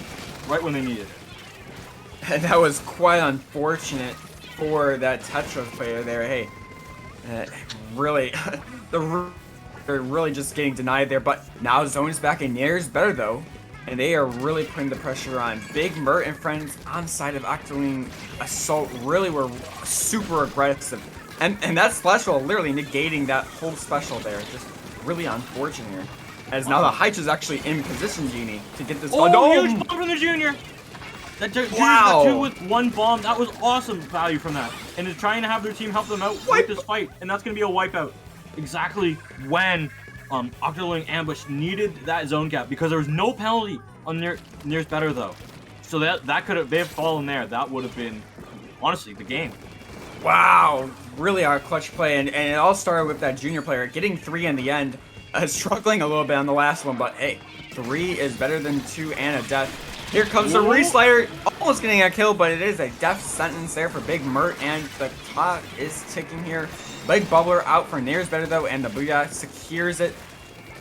Really, this roller. Gotta punish the jumps, but that's a Tetris. You know it's a Tetris. Can you get it? No, the Junior unfortunately not having it, and Ender with that carbon roller coming up with a clutch teammate save. Big Burn Ender on this right side looking to see what damage they can get done. They see Jennison's zone, the trades come out. Near's better though has control of that zone. Ender trying to ledge camp the Hydra to move back.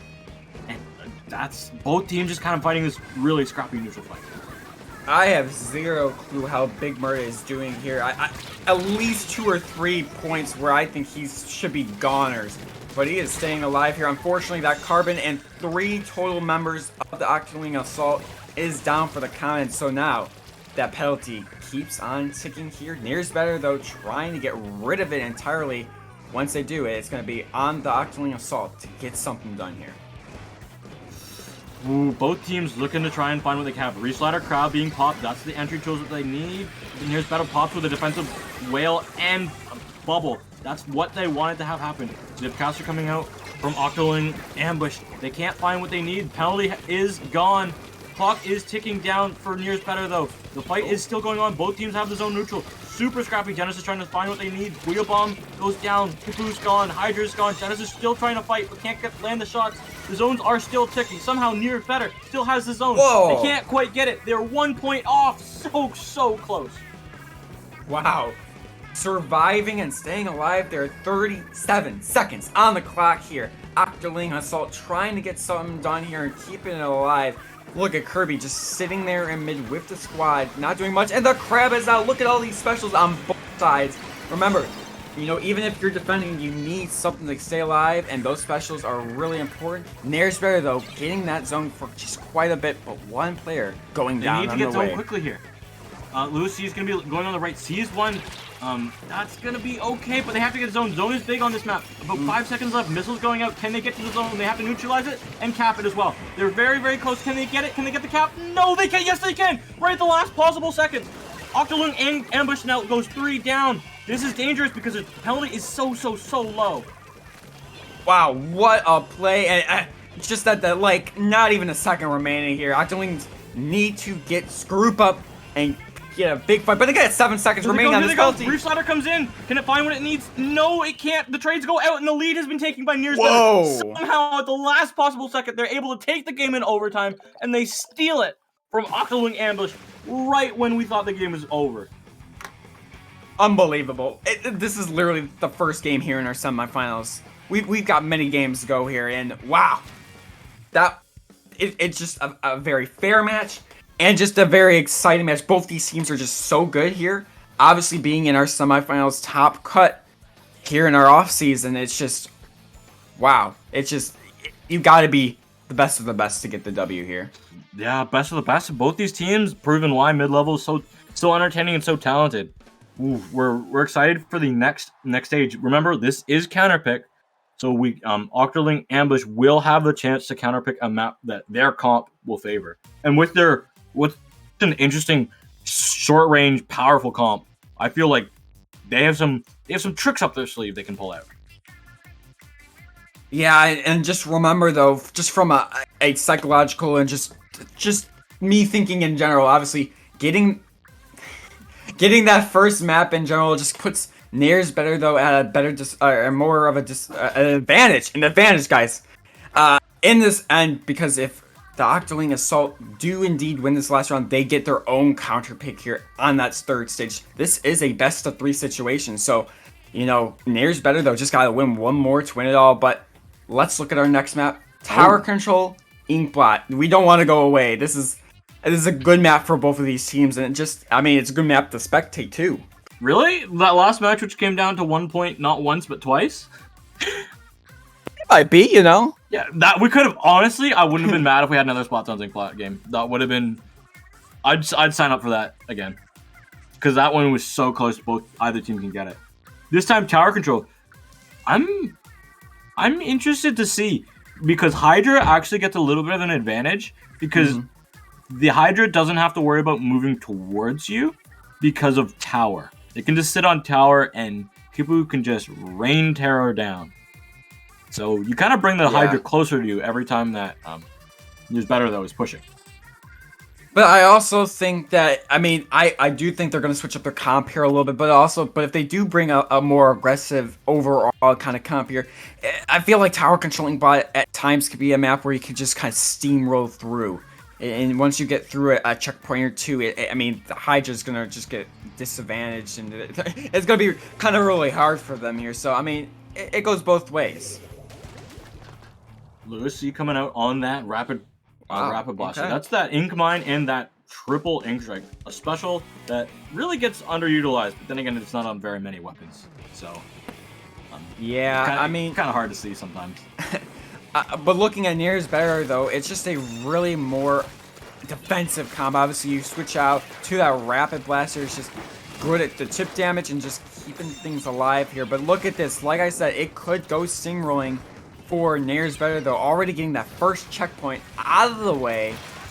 Octoling Assault is really putting up a fight here. They are the ones that are on the assault. They are really marching it down. This is their counter pick, and so far it's proving why they wanted to play it here. They're so scrappy. Ender and Big Merit are just fighting and fighting.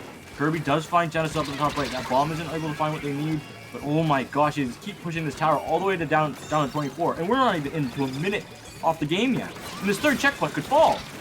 Yeah, I said this map could be a really good defensive map, or it could literally steamroll players here. I'm not sure that's 3 down actually. If they can get this Rapid Blaster out of here, that is a steamroll and a half. Oh, unfortunately not, but Lewis keeping Nears Better though alive here, and a wipeout makes it not as bad as a steamroll, but still. Not as bad. They're 5 points. Not as the minute bad. just gone. No checkpoints are remaining. What do you mean not as bad? They could have knocked it out here, but here we go. Nears Better getting right back into this in the middle after that wipeout on the side of Octoling Assault. Yeah, we've got Wavebreaker coming out. Ignorant on the flank. Does have to watch out for the Wavebreaker. Those dualies aren't able to keep fighting and jump over it, nor are they able to jump over that bomb, but they find a chicken kill across the map. So fair trades all around, but the trades are not actually in the favor of the attacking team. Those will always go kind of in the defending team. Here keeps these bubbles are in a massive fight on tower. Sparrow just tries to jump in. Kipu with that spotting, trying to defend. This first checkpoint has fallen. Oh my gosh, so many scrappy fights here. Yeah, but at the end of the day, Kipu is just doing a great job on it. But look at this Reef Slider, not doing much. Just really out in the open there, and unfortunately getting taken down there. 2 down on the Octoling Assault, and now it is Nears Better though. It's their turn to shine here. And again, they didn't get the knockout on the Octoling Assault side. Will Nears Better though get this knockout? Or even here they go. Wavebreaker's out. Big Merit's on the side with Ender. Big Merit gets found. Ender's going in, gets 1, gets 2. Can they find more? Ender needs to find more to help their team survive in this match a little bit longer. Octoling ambush. They're on the defensive. They can't hold on to this. Lewis does see that there's more teammates coming in from Octoling Assault, but they need to hold this tower. They need to get through this checkpoint. Try triple Ink Strike going down. Can they find anything? No, but do they get the checkpoint? That would be massive if they can. But the jumps are still coming in. Both teams. Oh, and I think Nears Better though. Their push is over, and they did not get that checkpoint. They got jumps in, 2's in, Kipu's in as well though. But Ender's gonna follow it up and get the kill. Wow. Yeah, no checkpoint there is unfortunate indeed. But again, at the end of the day, Octoling Assault did not knock out, obviously, nor Nears Better though didn't knock out either. So, and both these teams are very much alive. Unfortunately, Nears Better not getting that checkpoint is actually very crucial at the end of the day. And Big Birds gets literally squid-rolled. The kill on that Reef Slider. Beautiful play from Genesis. And going to find this crab as well, if they can get it. Herb just trying to run around, but Genesis is doing such a good job at playing around that. Herb does come out on top, but wow, what a skillful play. literally using the squid roll to their advantage. That's what I call a W moment, using the mechanics. Lewis, though, getting this triple ink strike out of the bout. It is offense time. If they can get one pick here, Nearest Better is in a great position. And there it is.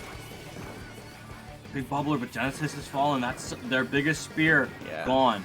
Both teams just trying to hold on. Octoling ambush. They're fighting, but they go down. Trades all around, but Nearest Better, they don't want these trades. They need their members up. Ooh, my goodness, the junior's finding the bomb kills. Can the junior win the 1v1? The junior does win that 1v1. Wow, Kelper with 3. They're really keeping them alive here. Unfortunately, another one goes down. Nearest Better there. And Big Bubbler, though, is keeping them alive here. Kipu trying to do everything. 2 on the bats there.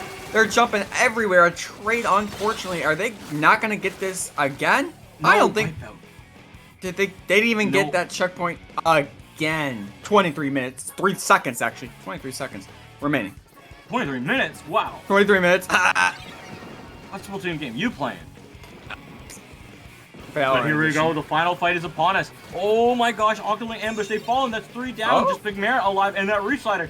That Reef Slider has not proven to be super effective in this match so far. But we will see. Nearest Better. They're on their final assault. Ooh, Big Mare still in the back. Gets taken out. Only the trade has come out, though. We got Reef Slider. And 3 go down on tower. Ooh, that's going to be Nearest Better falling. Wow. Octoling ambush with the bomb kills off of the wave break. Able to stop that tower. And they get that. Unfortunately, their overtime does come to a close. They couldn't finish it out like that first overtime we saw here on our Splat Zones Inkblot. But at the end of the day, that means we are going to a game 3. Yeah, don't let your eyes deceive you, everyone. Yes, we had 2 Inkblot games. Yes, both Inkblot games came down to the absolute wire. Absolute wire. Both tower controls 5-13. Came down to a checkpoint twice, and overtime on that Splat Zones game. I really thought that the game, like, you know, the tape that says game at the end of it, I swear it came out. I swear they didn't get overtime. Honestly. Now, I mean, but they did. But I've got some important news before we get this map that Nearest Better that's going to pick. We can still play Inkblot Art Academy, Genie. Clamblitz Inkblot Art Academy is in the pool. So, I mean, they might be, but they probably will not here. We are getting it from Nearest Better, though, as we speak. But, also, we got to shout out Little Squid League for the party of 50. We have to do that. Exactly. Oh, Rainmaker Scorch. Oh, I love this map. Maybe because it's a map that I can still play heavy on. But yeah, thank you, Little Squid League, and thank you, Genie, for reminding me, because I forgot. For the raid, hope that the invitational went well. I was not able to watch it, so I'm gonna watch the VOD afterwards. But yeah, same. Hopefully that invitational went very well. But Rainmaker Scorch. Spotling. I just gotta say Spotling. Spotling works on this map. Oh yeah, no. Spotling works on this map, and it's very open. Tetras have a lot of range that can scramble around. Carbon doesn't. It doesn't like all this wide open spot. It doesn't have its burst bomb. Zipcaster on Carbon. If it had Zipcaster burst bomb, I think Carbon would actually see a lot more play than it does. So I think this is a really, really smart pick from Nearest Better, though. All right, Kipu on the heavy splat lane. Will they switch to something more, less aggressive and more defensive? No, they will not on the side of Octoling Assault. Here we go. Looking at that, Kipu has that respawn Punisher. I think they've had it the whole time, but something I just noticed at the end there. So it helps slow down the front line aggression, keeps their specials lower from Octoling Assault. So that's a little matchup that you want to run against. Something like some teams that run super aggro comps. Well, both teams are just trading members in mid. Not too much has gone down yet. Not at all, but Nearest Better though did initially about 15 seconds ago get that pop, and they take it and run it. I'm not sure how far this will go, but they're getting crucial picks. Yeah, they got crucial picks here, and Kipu is keeping alive. Unfortunately, bomb kill there. They're just trying to get this. They paint the wall. No, they keep painting the wall. The crab keeps painting the wall from the other side, but somehow Kipu gets up there. Can they get the checkpoint? Oh, did they get it? No. No, they didn't. Not. Well, that is 2 down on each side, and it looks like Octoling Assault will be getting this kill. Another trade. I can't quite see. It's Kelpers and I believe 2 others now with that trade. Great kill on that roller. Genesis trade, stay alive. Ow, there's so many bombs. Only Tetras, only Tetras. They're the only things that can survive that. And here goes that Tactical Cooler. Tactical Cooler, a special that we haven't seen super utilized all very often. And Genesis just parried another Reef Slider. Somehow, some way parried it. Here's better though. They have fallen. The Rainmaker has fallen. Octoling Assault, they're trying their way back into mid. They're trying to paint this up. And so far, so good. I swear Genesis has that down to a science. They're getting out twice in 2 games. You've got to have the knowledge to that. That is some quite thing. But Octoling Assault going 3 down here, and will it be Nair's better those time to get this checkpoint? Yeah. Yeah, it is. And how far will they go? We will see Tri-Strike has come out. That's going to make some space. Sasha gets a nice kill followed up on that defensive crab from Kirby. Should cause a lot of space in News Better, though. Has lost 2 of their members. That's also Rainmaker falling in a just a little bit past checkpoint. Yeah, they got about 5 points there, and Kipu sees the threat on the flank. Another flank on the play here. Kelper's trying to get this drop. Getting it with the help of a teammate. Staying alive here in the big bubbler. That is 2 down, I believe, on both sides. Just 1 respawning now, and that big bubbler getting almost picked off. He in a really bad spot here on Octoling Assault. I'm not sure how this guy's alive. I am not either. But that's just how Splatoon goes. It's so chaotic, so crazy, and so awesome. You can just live through anything that you could possibly do, or you could just dive to random 96 health shot from across the map. Who knows? Another big bubbler on the play here for Octoling Assault. The Rainmaker is now in their hands. They're finally getting some points. But remember, though, that they do not have that checkpoint yet. And they don't have it at all yet either. Almost getting there, and unfortunately, that Petra, or that Dooley player going down. Lewis trying to hold this Rainmaker here. They're stalling. They have not gotten the zone, or this, checkpoint just yet here. And this roller is going to pick Lewis off. Wow, they did! And the Rainmaker still popped. Can they get it and knock it into the pedestal? They do. They die for it, but that's A-okay. That's a checkpoint huge. gone. The pop has come out, not in the favor of the aggressive team. But, ooh, they've lost their members, and the defensive Near's better, though. They're thinking about resetting it, but their defense was strong enough that they didn't have. Both checkpoints are down for each team. We got about a minute left remaining. Nair's better, though, has the advantage here, and the Rainmaker in their hand. That roller having to jump out. Reef Slider not finding anybody. Actually, I think Genesis was assisted there. The Tacticooler was there, so they're already back, ready to fight again. Kipu, who's going to be falling in that spot. And this is anyone's game. 63 to 68 with a minute left. Honestly, next push wins. Colin. It's really of who's not going to die. And Endor, knowing their carb roller, they're trying to get some picks off the little ledge there. Unsuccessful so far, but that Rainmaker's going to reset here. And look at this defense right there is better. Look at that. It is very crucial. And that special coming out, that triple ink strike, kidding over that junior player. Look at all the paint on the side of Nair's better. Octoling ambush. They need to get this. They need to get the Rainmaker. They need to go. They have a 2-up advantage at the moment, and that's going to be good for them. But they lose members. Now they're the ones on the back foot. Crab is out. They've got a little bit of time to get this Rainmaker. They have secured the space around it, but they do not have their own teammates. Lewis is trying to find the sloshes onto the Rainmaker. Kirby was still with his Crab. Tries to find Lewis, but they need to watch out and grab Rainmaker. You have to get objective. You have to play objective. They've got it. It's time to go. That they got to hit on that. Oh my goodness! Wipe out. Wow. I was just wins. looking.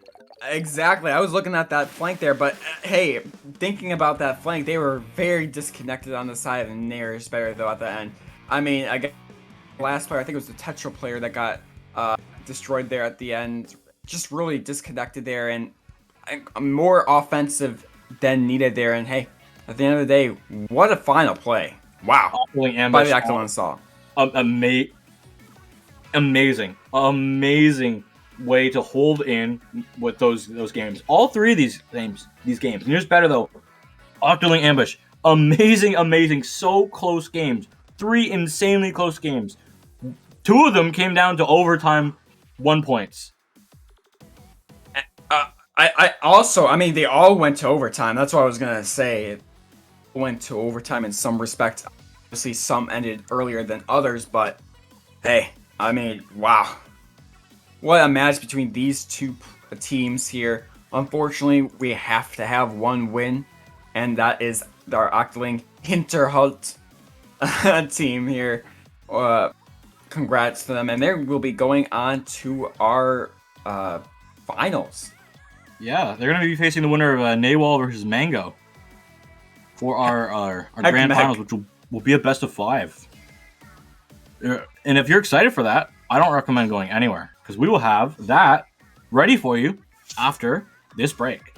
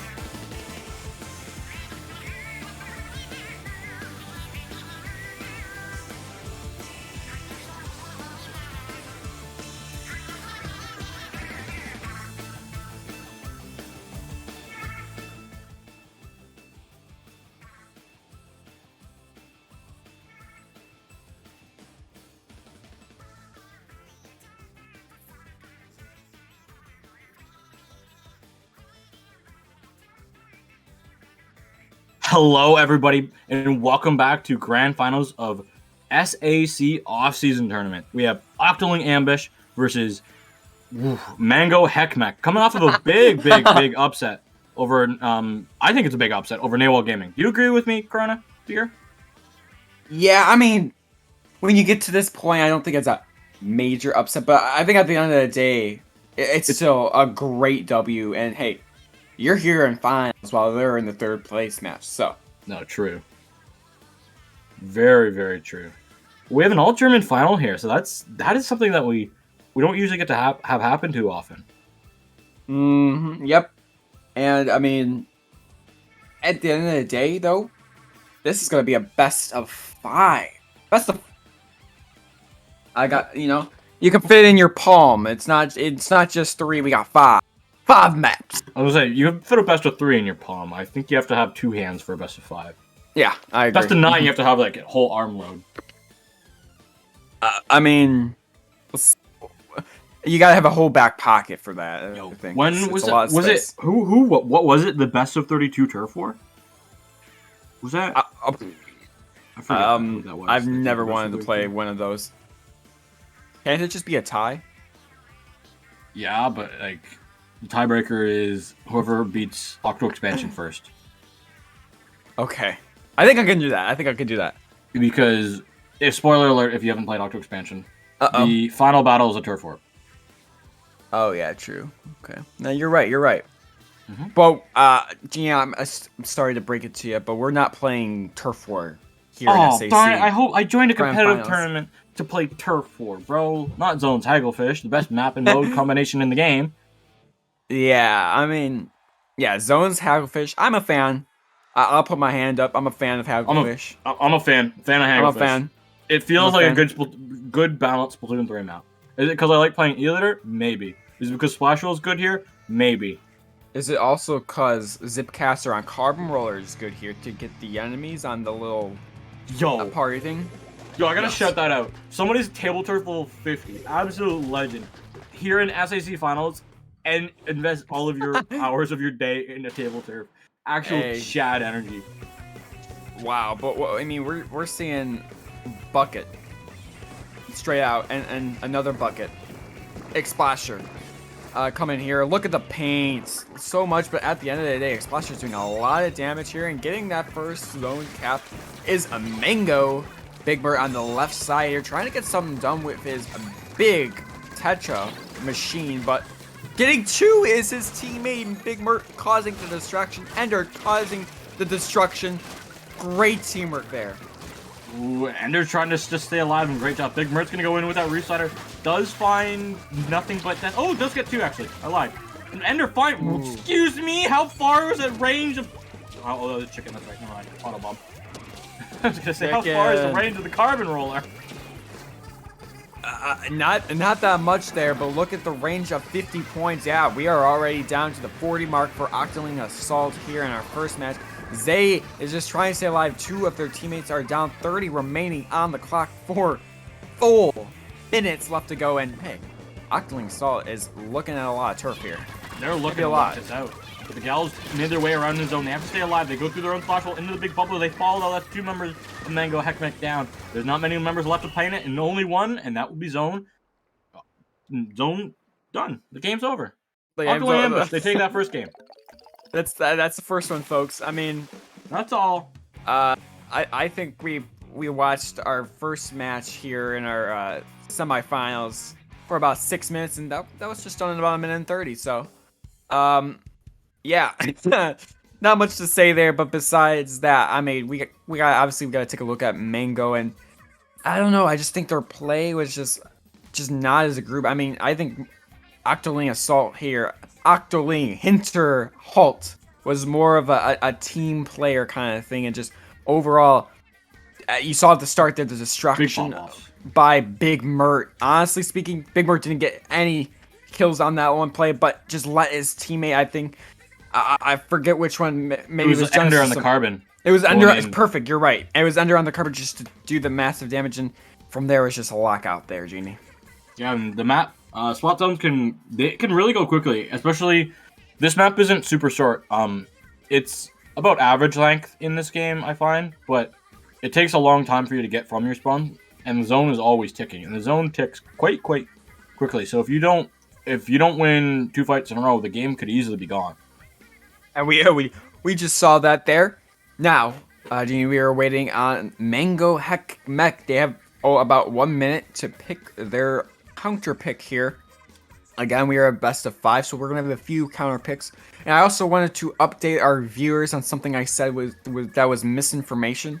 I said that we could have played Inkbot Academy 3 times, but that is false, Genie, because once you win on a map, you cannot play it again. So that means a max of 2 Inkbots per set there. So we got that all set out in our grand finals. So a little late, but we got it done. I thought it was the thing that Popgun was giving away $1 million if you went to his Popcast next week and say Corona Beer and Genie 7 are the best commentary duo. Oh wait, no way. Oh, I'll give you $10. I thought you were gonna tell them that was fake. But I forgot. We didn't tell them about that. I mean, didn't approve us of giving away that kind of money. I mean, hey, $10. There's gonna be Rainmaker Scorch Gorge. You know what? Rainmaker Scorch Gorge. Here we go. I don't think they watched the last set. I really don't think that Mango Heckmech watched the last set. Yeah, I don't think they. Yikes. You're right. We have to remember that last match was extremely close. Could have gone either way. Coin flip. But Octoling Ambush, they did take it in overtime. It took them a while, but there was no Hydra this time. And that was the thing that was... Or, sorry, no Heavy. And that was really what was causing most of the problems, I felt, for Octoling Ambush. And again, they beat a Hydra, a good Heavy, I should say, on this stage. So they're just, we just gotta play the game. Oh my gosh, there's a sploosh on my screen. This is gonna be amazing. Yo, sploosh. Sploosh and splash. We got all the short range. We got splash. We are going to be taking no baths because we don't have no. Oh my goodness me. Look at that pop boom within like half a second here. And Stamp, again, I was gonna say Stamp did get fixed. Thank you, Nintendo. Now, Ink it's still not the world's greatest special in the game, but hey, yeah, it's at least viable and you can use it again. Exactly. Here comes Big Mur on the play. Unfortunately, going down after using the Reef Slider. Spirit is trying. Yeah, he's gonna take it right 3 down. I just realized it is just that sploosh left, and they get that checkpoint right away, which is very crucial. We did not see something we did not see in that last match here on Rainmaker Scorch. Here comes the Zipcaster trying to get something done. They get the crab. Ender trying to get more than just the crab, going off the side, staying alive there, but did he just get another one there? He got a spot out of that. He got at least one out of that, but didn't get the other one. Damp is going to be coming up. Big Mart is going to be dodging and weaving, able to stay alive. The rest of those Octoling Assault are making their way downtown. They can't get too far, but 33 is enough of a lead to really write home with that, honestly. Yeah, there's still a lot of issues there. Really good kill, but still 30. It popped, and the crowd is going to be at the ready. This could be Mango Heckmech going really into a deep hole. Yeah, even look at this. 27 on this map, I think is just still really good, and they got another pop out of this, so. And they keep going! Yeah, 17. Mango Heckmech, their defense it's got very patchy, and it's not holding very strong at all right now. They are able to finally get this Rainmaker out. The Big Mert is able to just keep dodging, and Restar's going to go in and at least take out the Rainmaker for... No, it's going to take out Mert himself. No, the one-way trip to death. It's almost like Splashdown, but fancier. Justice for the Reef Slider. Please buff this thing. But also, Rainmaker Free Zone, boom. If you could say it enough. And Octoling Assault getting that pop right back. Mango going down really fast there. And Rainmaker going down as well as 3 of the Octoling Assault members. Both teams are just kind of scrapping it out in mid. Mango Heckmech, they've lost players, but they're trying to go on this push. There have been 2 down on the side of Octoling Ambush as well. I'm trying to see what's Mango Heckmech's plan of attack here. I think they're gonna play it slow here, and that's just something they're gonna have to do here because there's so much aggression and flank. Look at the flank here. That Julie on that left in the mid there is going for the flank. See, they had to play it, so they're great teamwork there. At the end of the day, their goal is to get that checkpoint. Big Merc going down again. Justice for Reef Slider Part 2. And at the end of the day, 2 minutes remaining. Mango is going to try and get this checkpoint. It's just really difficult. There's not much time left on the clock here with this Rainmaker. They're under 10, and they still are dancing and dodging and weaving around shots. They're trying to get to this checkpoint. They don't want to kill their teammates, but they're going to fall to a wipeout. Mango, Heckmack, their game plan, their strategy, nowhere in sight. Yeah, again, I mean, they played, pretty well there, but they did unfortunately go down at the end of the day, and a wipeout nonetheless, giving Octoling Assault so much room here. And again, while 17 is not unbeatable, it is sure such a push here that it's pretty, it's going to be pretty hard for this Mango team to get there. Mango Heckmack, this is looking a lot of bit hectic for them at the moment. They're not really able to find what they need. They're trying to paint up the map, and that's what they kind of need to focus on. If they have one player just go for a nice big pop-up performance, that could also really help them. Losing members in mid though is not helpful. Nah, I just feel like this Mango team needs to play a little bit more as a team here, and they just gotta win fights. I mean, it's easy for us to say here, but at the end of the day, with getting a great kill, there you go, win fights there. Unfortunately going down, but that was a great start for that Mango team, getting a great pick there. But they're in desperation mode because we got about 30 seconds remaining here in our second match. Oh, here we go. They've got 2 up advantage. Mango Heckman, the Octoling ambush. They have to find a way to really get in good position.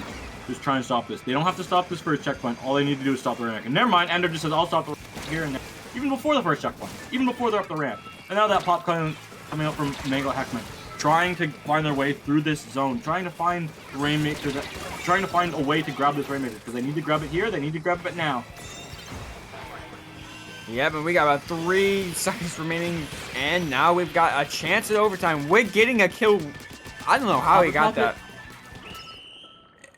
No, they popped it and they didn't grab it. No.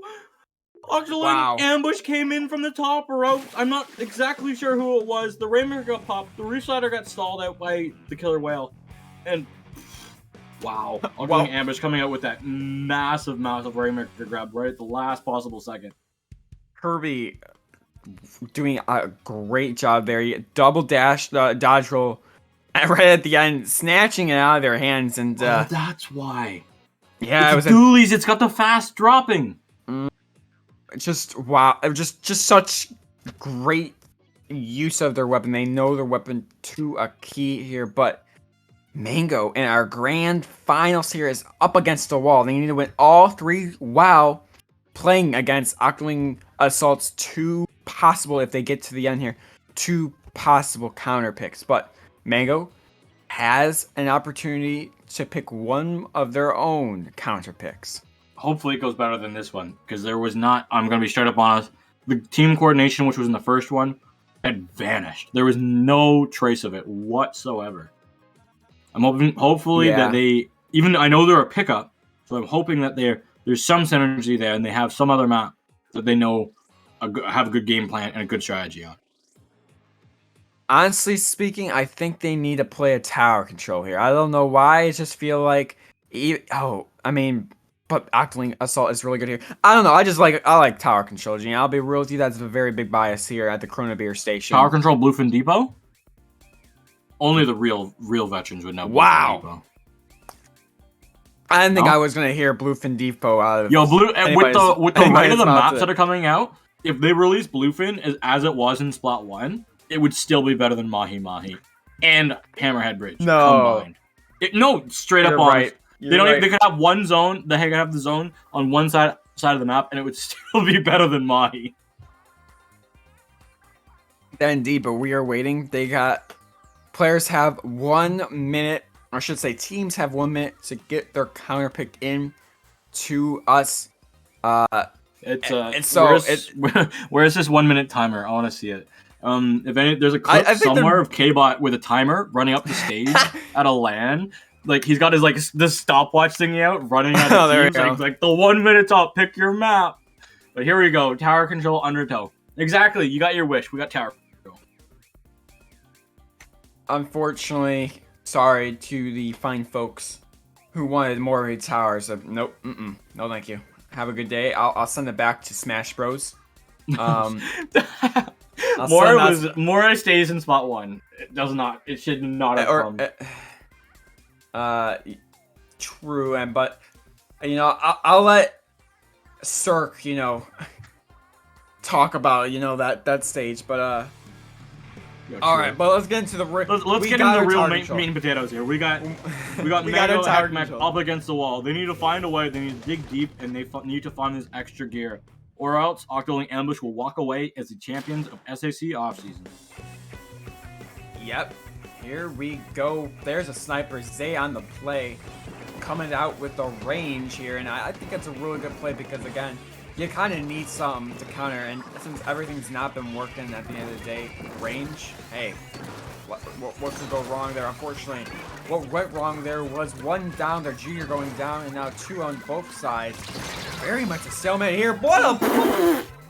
Oh my gosh, what a shot. They knew exactly where they were coming from, but hitting that shot, having your focus on the tower, and saying, you know what? No, I think this person's close enough to me. Unfortunately, going down in the trade scenario, because that was deserving of still being able to be alive.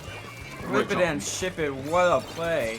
But at the end of the day, both go down here, and the crab getting Zay once again there, and so 1 down on Mango, and a very big, not much is happening here. Not much at all. Here we go, the Reef Slayer's coming out. Doesn't find anything other than death. Kirby able to survive at point blank in Zukasha? Sure. Being found out by Zay. Checkpoint has been taken for Octoling Ambush. They don't have as many specials as they want, but Ender Zipcaster can do, no, not a lot. Once again, justice for the Reef Slider. Here we go with the flank! Almost getting 2 there on the side of Mango. That would have been crucial, but Kirby getting a nice kill on the play and popping the crabber. He is a crabby guy and trying to get some Zay. Punished from the suction bomb from behind. Great usage. And that's going to be a complete wipeout. Mango had opportunity to go in. They've defended the second checkpoint successfully. They should get a lot of good space. But the jumps are in, and the map respawn is short here. So it's going to be a little bit difficult for them to get fully grasp of the second checkpoint area. They have broken through the first. Genie, now that I'm looking, I think Mango looks alive now. This was a great counter pick, and something they should have started from the start. Obviously, as a pickup, these choices can be a little bit slower to come out, but this is a great choice as they are about and the Inkfact, they're going to secure the second checkpoint as well. Great Inkfact. He's able to survive all of Kirby's crab with a great big bubble and an Inkfact, allowing them to get the lead and that second checkpoint, which is super crucial. He's going to have to back off though with the charger. But their junior is still fighting, somehow, someway alive, causing enough stalls so the teammates will be able to defend all of mid, or most of it. Yeah, here is the Octo Assault try. They need to get the 1 more. Oh, that's a double from the Mango squad. Better roll alert. And just putting it out. Really good and crucial play to get Mango back on track here. Wait, they've got double big bubbler. I just noticed it. I thought that was another carbon, but that's double big bubbler coming up from Mango Heckmech and an Inkfact. They have great ways to stall out this tower and stall out these checkpoints. They've used both big bubblers and Inkfact though, and they haven't been able to secure this third one. And they're making their way through to try and stop these towers. Gets 1, doesn't get 2, gets shut down. And Mango Heckmech, they should be able to get a lot of space here because there's only the members of Octoling Ambush are coming from spawn. 3, 2, 1, and the game will be over. Mango Heckmech, they still have life. And I won't say, I won't go to Melody so we don't get DMCA here at the IPL, but they are staying alive as we speak here at Mango HQ. I don't think that'll get you, but at the end of the day, let's not chance it here. Victory indeed. But again, like I said at this just last match, actually, they have 2 maps. Octoling Assault has a potential of 2 maps here to counter pick. Right now, they are getting their first counter pick going. They got a minute. They got a minute to get it. 2-1 here in our grand finals. If you're just joining us, We are here, top cut grand finals of our gold bracket here on the SAC offseason. Having a crime of our lives here, going on to game 4. Is that another song that you're referencing? Having the time of our lives. Yeah, I guess you could say that. Sure. Perfect. We'll say that. Yeah, I'm referencing the Sure. I can't sing the song. We can't sing it, but it's what we should do is have Twitch chat start counting down the timers for us so we can get these games going. Start counting down. Get your Twitch counters. Oh, never mind. The pick is in. Inkblot TC. Love to see it. We had a great match before, and I don't know if I. Here's the thing. I don't think you can pick the same. You can't pick a mode that you've already won on, which means that Octoling Ambush had a choice between tower control or Clamblitz, and they didn't want to go to Clamblitz. Yeah. They want to go to tower control. I'll be real with you, I wouldn't want to either. I'm sorry, Clamblitz. I'm just kidding. Actually, I like Clamblitz, but tower control has my name and number registered in its system. I like Clamblitz. It's fun, especially when you have good team coordination with your teammates. But here we go. Both teams are rocking in here. Last time that Octoling Ambush came on this map, this was they had an electrifyingly they had the electrifyingly crazy push at the start. Yes they did. They went all the way down to 5. Yep. Yeah, down to 5 there, and they got the checkpoint unlike their opponent there. And look, Nango though getting 1 kill, getting Nango with kills. the movement, the schmovement, and the groovement all the way down, gets 3 and allowing their teammates to get the checkpoint. Unfortunately, the junior dies before the big bubble can come out. That's indeed. Zay is telling his team, get your booty behinds over here. Let me get some picks. Unfortunately, not a full charge. I thought he was going for a flick there. He sees the flank there. I believe that is the Julius or just at least one of their teammates. So they're keeping an eye out for that potential flank there and trying to get this checkpoint all in one. There it is. Big bubbler and plus the impact. Great combo. And that is a lead there and a trade. Almost got a little too ahead of myself. 1 alive on Mango, giving Octoling assault. Octoling hit your hope. The tower. Ooh, and Big Bubbler is coming out to try and stall out to get to this first checkpoint. Use early, but they should have a lot of space to go in here. Mango's trying to find their way, but they found too many members that they could not find at the range. Big Mert going in that Reef Slider doesn't find anything either. Just gets taken out by a bomb, but the checkpoint has been, and the lead will be a swap. Everybody in chat put in justice for Reef Slider. That is like the 5th time my man Big Mert has died in a Reef Slider. That is so sad. But getting back to the gameplay, Mango losing that lead, but hey, it's not that much, and they have a lot of time. Nando here trying to get the kill. How is he not? I don't know how he didn't kill the guy in the tower, but a great kill on Kirby. And finds some chip damage, trying to help their team get back in. They find Ender as well, and Ender not able to react in time, and just oh my goodness, Nango knowing exactly where Kirk was, going around with the 180 flick with a roller, getting the nice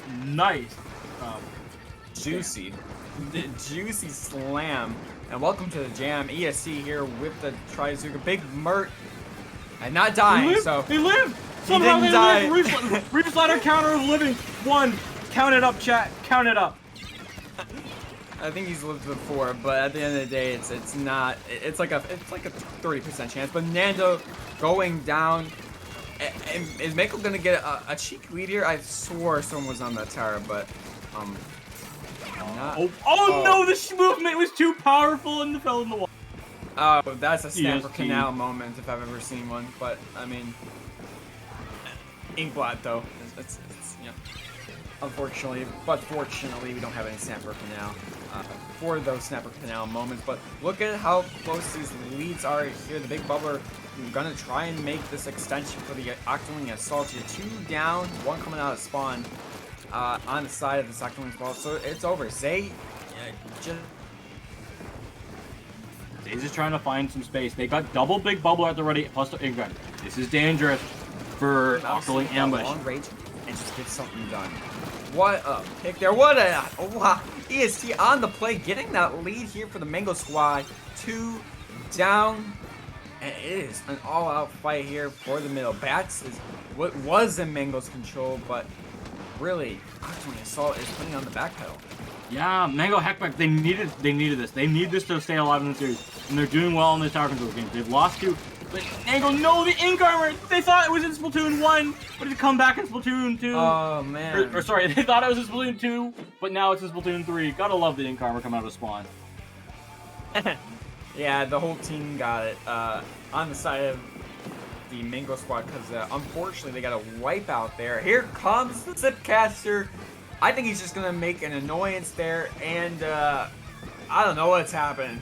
He is doing everything Endor, not finding a pick though at the end of the day. But look at this, Nango on the flank there, trying to get something done. Honestly, I would jump back here. They're living. They're still back there, and the Junior's gonna find this tower. All the way down to 9 is a great lead for Mango. Nango comes out through the flank, still stays alive, no, doesn't jump out, stays alive, gets a kill. And the Junior should be the last one alive for Octoling Ambush. They've given it up as well, and the tower, just 12 seconds remaining before they have to get back onto it. Nango is going Super Saiyan here. Every time we switch to their point of view, they are popping off here with their team. Obviously, this is a team game there. That is game 2-2, but... Wow. We are 2-2. This is 2-0. This is 2-2. 2 tower control games later, we're tied up. Do we think we go to Clown Blitz? No. I don't. I think we're gonna have to go back. If we're either going Clown Blitz, tower control, or GG. I think it's if I'm in the brain of the Octoling Assault, would it be better for us to go Clan Blitz? Maybe. But I think they're going to think of their strengths here, and I think they're going to stay out of tower control. If I'm a psychic, a mind reader, I'm going to try and see the future. I think if I can find the our amazing... I don't know. I don't think so, because if Octoling Ambush goes there, that's 3 tower control games in a row. The first 2 weren't close. They were kind of scrappy in mid, but the points were not close. That is true. If I was to look back on it, and I'm Octoling Ambush, and I'm looking back on this tournament, knowing that I've just gotten reverse swept in Grands, why did you go? What went wrong? The first thing I would look at is we let them have 3 tower control games in a row and lost all 3 of them. That is something I would not want to say. That is true. I'm trying to think if I'm looking at what they would go for Clan Blitz. Honestly speaking, I'd like to see a Clan Blitz Mako Mart. That's probably about it. Or maybe a Clan Blitz Inkblot, but they just lost there. If they went tower control, they would probably go Hagglefish. So if we can only go Inkblot. Oh yeah, Mako. They can't even go Museum Haggle. or Scorch. I think they go. I'm gonna switch my pick, Genie. I'll be real with you. I'm gonna bend the rules. I think they go CB, Clan Blitz, Mako, or some. That's probably way wrong here, but no, I was gonna say I think they go Clan Blitz Mako. I think that's their. I feel like that's what they should pick. They did win Scorch, so that might be good. We're not the players. Yes, but we are the players. Yo, we are the players. We are the players.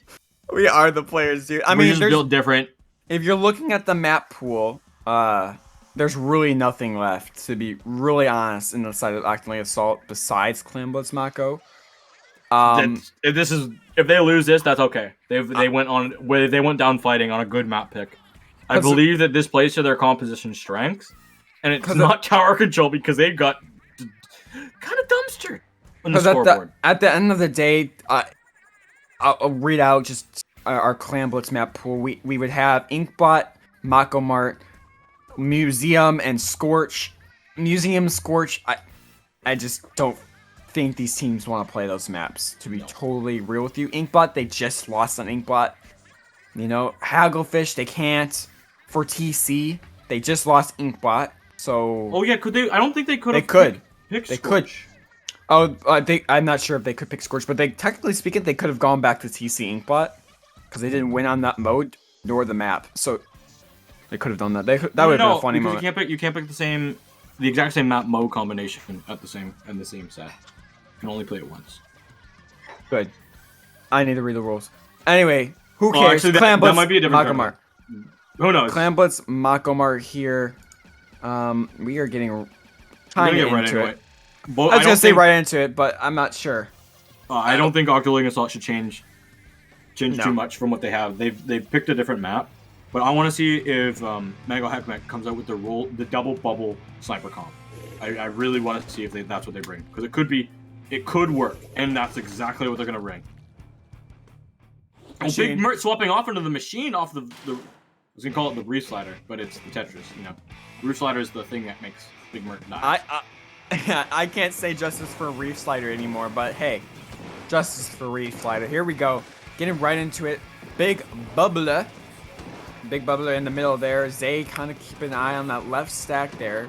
Octoling Assault just kind of all over the place there. Kirby stuck in a pool. EST getting the kill on the play. And look at that right side, trying to get it one. Big Mert finds it. And Endor goes down, and so does the other one. And here comes Mango. Two power comes going into the basket. They get both of them in, and Zay's gonna have that nice back, but gets flanked. The Junior's gonna try and lift from the bomb, but no, the bomb gets two. Big Mert is the last one alive. Just has to find where the roller is, and the roller's not gonna be jumping in. So that will be signify the end of the push. Unless they're just gonna go. They're gonna try and go. Can they get it? They keep it open. What? Somehow, some way, the curling bomb allows them to get more clams in. Nango with 12 points. You heard me right. 12 crucial. 4 total clams on the play. But that is the end of the Mango push here. Wow, down to 36 already. Here comes a counter push from Octoling Assault. They're going in with the crab. They lose a member, though. That's Big Mert falling. They found some nice shots to the clams. Where are they? Where are the members of Octoling Expansion? They're gone. It's a wipeout. That's the end of the push for sure. Zaya on the play there. I mean, I was going to mention to you, Genie, that they had 13 total clams there, but... Well, after that wipeout, they definitely have not 13 clams. They have more like 0 here. And here comes the Mango push. Oh my gosh, they're down to 16 remaining. They've got the clams. They've got the clams. Can they end it here? Can they end it? They're looking to go. But Zay pops the back. No. I believe they did not actually have. They had 4, but let's not do math here, Genie. I'll be real yeah, with you. let's not do math. I'm not gonna dunk on you. Kirby Nuke trying to get the kill here. I said Kirby like 3 times. EST unfortunately going down, but getting a crucial pick. Big Mert getting a great pick.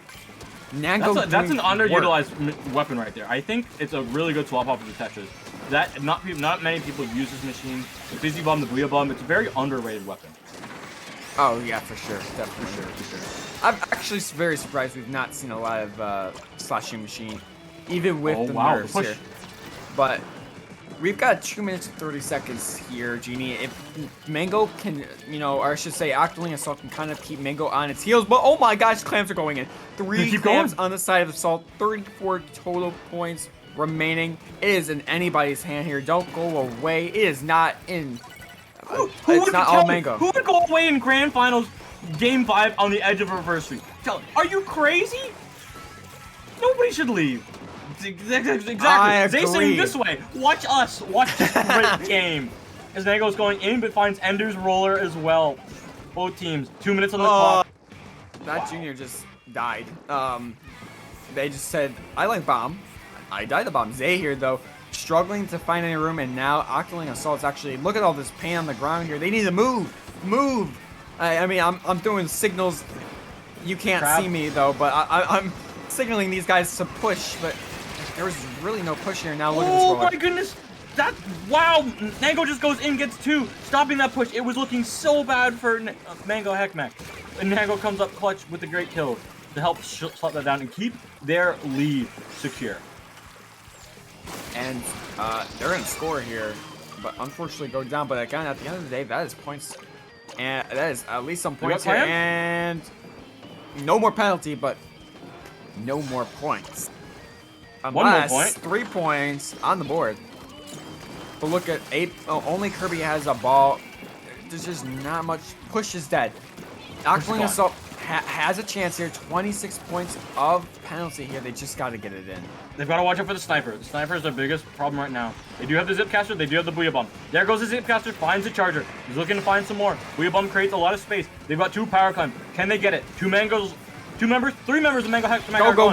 Just the Junior. And that's going to be an effective wipeout. 2 power climbs are going in the basket. How many more clams do they have? They need a couple more. None. Just a couple more. Just down to 11. 7, 11. What do they have? Where are the members? Where are the claims coming from? We have very little time on the clock, and here they go. Kirby's going around for the flank, but can't find those power claims. Junior comes in, gets one, gets two. They have the lead. They have the lead with 18 seconds remaining on the clock. 18 seconds remain, but 3 go down. It's only Big Merc keeping that back line alive. 10 seconds remaining. We need a clam now. They do that. Got that pity. So they've got 20 seconds remaining after this. Any power clone for any team will end this game. And here they go. They're going in. That's Big 3 Bubble is down. going to be claim is going to go in. Game. And Mango back are your champions of SAC offseason tournament. The amazing reverse sweep. Wow. Crazy games. Wow. Where were you when the reverse sweep of the SAC offseason happened? Where were you?